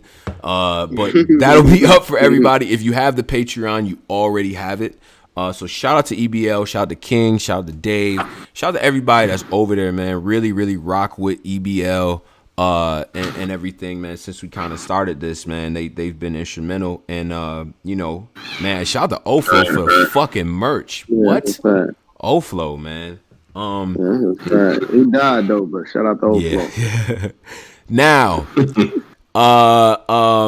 we got to Battle of the Night. Out of 10, what is this card? Out of 10, let's get to it.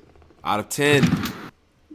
Oh no. Out of 10. Yes, out of 10. I say about an 8 out of 10. 8. Okay. Yeah, I take somebody putting 7. I go 7. It starts to the Rex. It starts to the like that little Rex and Eazy part and the Drake part. That's NOME. But nothing else was NOME. Nothing else felt like NOME. Rockin' what's the name is a volume battle done in a caffeine setting, and the other 2 battles is Ultimate Man is 8. That's fucked up. That's just fucked up right there. I'm going to 8 and on some, you know, I know the 0.5 pisses everybody off, but like 8.5, bro. I think this was dope. I think you got 2 classic battles out of it. I think you also got great work for some up and comers between Lou Castro and Real Sikh. With a fucking body bag. No NOME is complete without a body. And then, you know, you were able to come away with there with some, you know, you're looking at people a little bit different, right? Like all the storylines that come out of this shit, the ambiance, the fanfare, the, you know, Drake being there, all of that different shit to me adds up to an absolutely fucking excellent card, bro. So I'm going 8.5. And it was missing Swamp and T-Top. If Swamp and T-Top would have happened and it delivered the way that we would be talking about a 10, 9, I think 10. I think Danny Maya is, if he would have had 3 rounds, it would have been. I think that would have put this at 3. Yeah. Because that was for a lot of people like myself that we predicted that to be Battle of the Night, right? And that fell way short of that, right? So. Yeah, I think you're exactly right with that. But drop your scores in the chat. Geechi from Nitty was fire, and the Geechi from Nitty and the Eazy T-Rex was super fire. Everything else was alright. Okay. Yeah. Fair enough. Now, biggest. Well, see, everyone's gonna pick Danny if I say biggest loss of the night, right? Yeah. So excluding Danny, who took the biggest loss of the night? Jey The Nitewing. Y'all ain't talk about Tay-Rock. Fake Chilla. Yes, we did. Yeah, we did. Fake Chilla did. I ain't gonna lie, man. Yeah, Chilla low key. Tay-Rock kind of washed Chilla. Yeah, that was kind of bad. Champion of the year, like it's your return kind of battle. Little bad. You know. Yeah, like Chilla. Like first off, Chilla, you not like respectfully. You can't talk to people. Like that's not the Chilla we know. Like the Chilla. Like the talk to people gun bar Chilla, I don't like that Chilla. Like he was doing that too much, and Tay-Rock just murdered him. Yeah. And then his 3rd round was the same exact 3rd round as Murda Mook. So he was pillow talking in the 3rd. Heard you cheated on your girl with the. It was a round. Yo, how he said it? He was talking about the whole. He was doing a Mook angle shit. And I'm just like, wait. And then even Murda Mook said, "Hey, didn't Rock say this?" I was standing next to some of y'all favorite battlers, and they were like, "This nigga is snitching." Like he was pillow talking. Nigga said, "Yeah." And I heard about when you cheated on your girl, and it wasn't that. And it's like, wait, hold on, yeah. He lost the 3rd. Niggas immediately. Real nigga blinkers came on like, nah, nope. I don't care what he say after this. Right. He lost the fucking 3rd. Why is he doing this? Why are you doing that? And the thing about it is, like, we all know Caution. Shout out to Caution. I want to get her up here as well. I fuck with Lady Caution. Yeah, I definitely fuck with Lady Caution.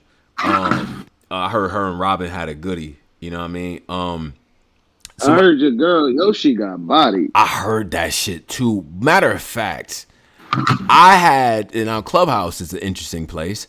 I get on Clubhouse because I see like Big Cannon and Marv and, you know what I mean, Swave and everybody on Born on there and Flacco and shit. And they all talking about the women's card that happened and shit. And they get the Yoshi's battle. And, you know, Swave, she might like, that shit was looking crazy. Like, and she got so fucking mad, bro. She got emotional. And she was like, I've never been in a situation where the whole fucking place was against me. I'm like, nigga, that's what comes with being lit. Welcome to being lit.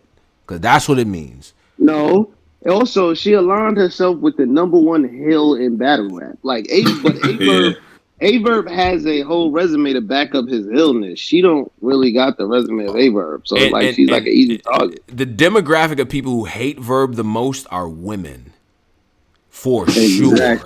Right? Like, they fucking hate Verb. So, you aligning with him is do look away. So, I just kill your whole fan base. You're a woman. And you kill, like, the thing you got going for you is that other women should support you. But, like, if you align yourself with a nigga that, like, is Kevin Samuels. Right. Ignorant Kevin Samuels is like, nah, man, you killing your career. So I think, you know, we're going to wait till those battles come out. We can get some ladies on as well and stuff like that. I want to read one more donation before we get up out of here. Darren Dio says, this is unbelievable. Y'all, I'm going to read it in this stupid ass voice because this comment is dumb. Shout out to Darren. I appreciate your donation, but man, this is unbelievable. Y'all let Aubrey come and put a battery in Tsunami Puddle's back. First of all, you call him Tsunami Puddles. Tsunami Puddle's back. And now we miss him. That was funny when he wrote that. He did. He thought it was going to hit. He said, he got mind control over you brothers. Like, first of all, Surf sat out. He took his L's and all that good shit. John and Surf is a grudge match, sir. And the crowds are coming back. Surf is a crowd rapper. I don't even want to necessarily see him in the small rooms. I didn't like the fact that he battled Lux and 40 on a small stage, but he did that. So, yes, nigga, we excited. I'm sorry. Sorry, Darren. Appreciate your donation. Thank you very much, sir. But that comment is ridiculous. Now, 300 still in the live. Hit the like on the way out and things like that. Pose any wise words to the people? What do I got for brothers? Nah, nothing today. Nothing today. I think niggas handling it. Nah, just stay covered in the blood, man. That's all. Stay covered in the blood? All right. That's a fact. Polo, any wise words to the people? The Nets, man. Kevin Durant, 49, 17, 10. You know, we do this, Brooklyn. Yeah, that's a fact. Yeah, shout out to Brooklyn. Bar Guy show on Thursday as well. Make sure you double back and check out the Lou Castro and Rum Nitty interviews on the channel. Following Nome, got some great content there. I want to shout out Jade. Follow her at Jade Reviews Things. She was very good. First time kind of doing that interview style. We're going to have her on the Bar Guy show on Thursday. I've already tapped in and confirmed. Follow her also on Twitter. She's on there. I dropped her, you know what I mean, Twitter stuff on there, so she'll be active and everything like that. So, you know, you guys are going to turn her inbox into a war zone, but I get that. That's what comes with it. She's fully with prepared. This red carpet rollout you giving. But she's not the. But hold on. She's not the only person that we're gonna. There are a couple of new bloggers that we're gonna get up here. And there's one. So I'm gonna get. Remember the lady from All Hip Hop. Nikki Duncan Smith, we're gonna get her up here. She's gonna tell us some classic stories on hip hop and things like that. And then we got another young lady named Modern who works in content creation with URL and Caffeine, has incredible insights, has worked on TV shows and things like that. We're gonna get her up here. There are a couple new and up and coming bloggers I also want to get, you know, in a guest capacity. Your Phoenix Fires, your Battle Rap Corners, Reading Battles. We spreading the love, man. Ain't that the Brooklyn way, Polo? We spread love, right? That's a fact. That's a fact, right? Fact. So yeah, and you know, we could use a couple of really cool people in this culture. So anyway, Black Compass Media, we're gonna close out right here. Hope y'all have enjoyed the show. Tell your friends about the platform as well. Leave your comments at the end and tell us where we went wrong and things like that. Send your hate mail over to blackcompassociety@gmail.com and follow us on Twitter at @BlackCompass, DA Black Compass on all streaming platforms, Spotify, iTunes, Google Play, iHeartRadio, Stitcher, so on and so forth as well. And then tap into the premium content on the Patreon. All right.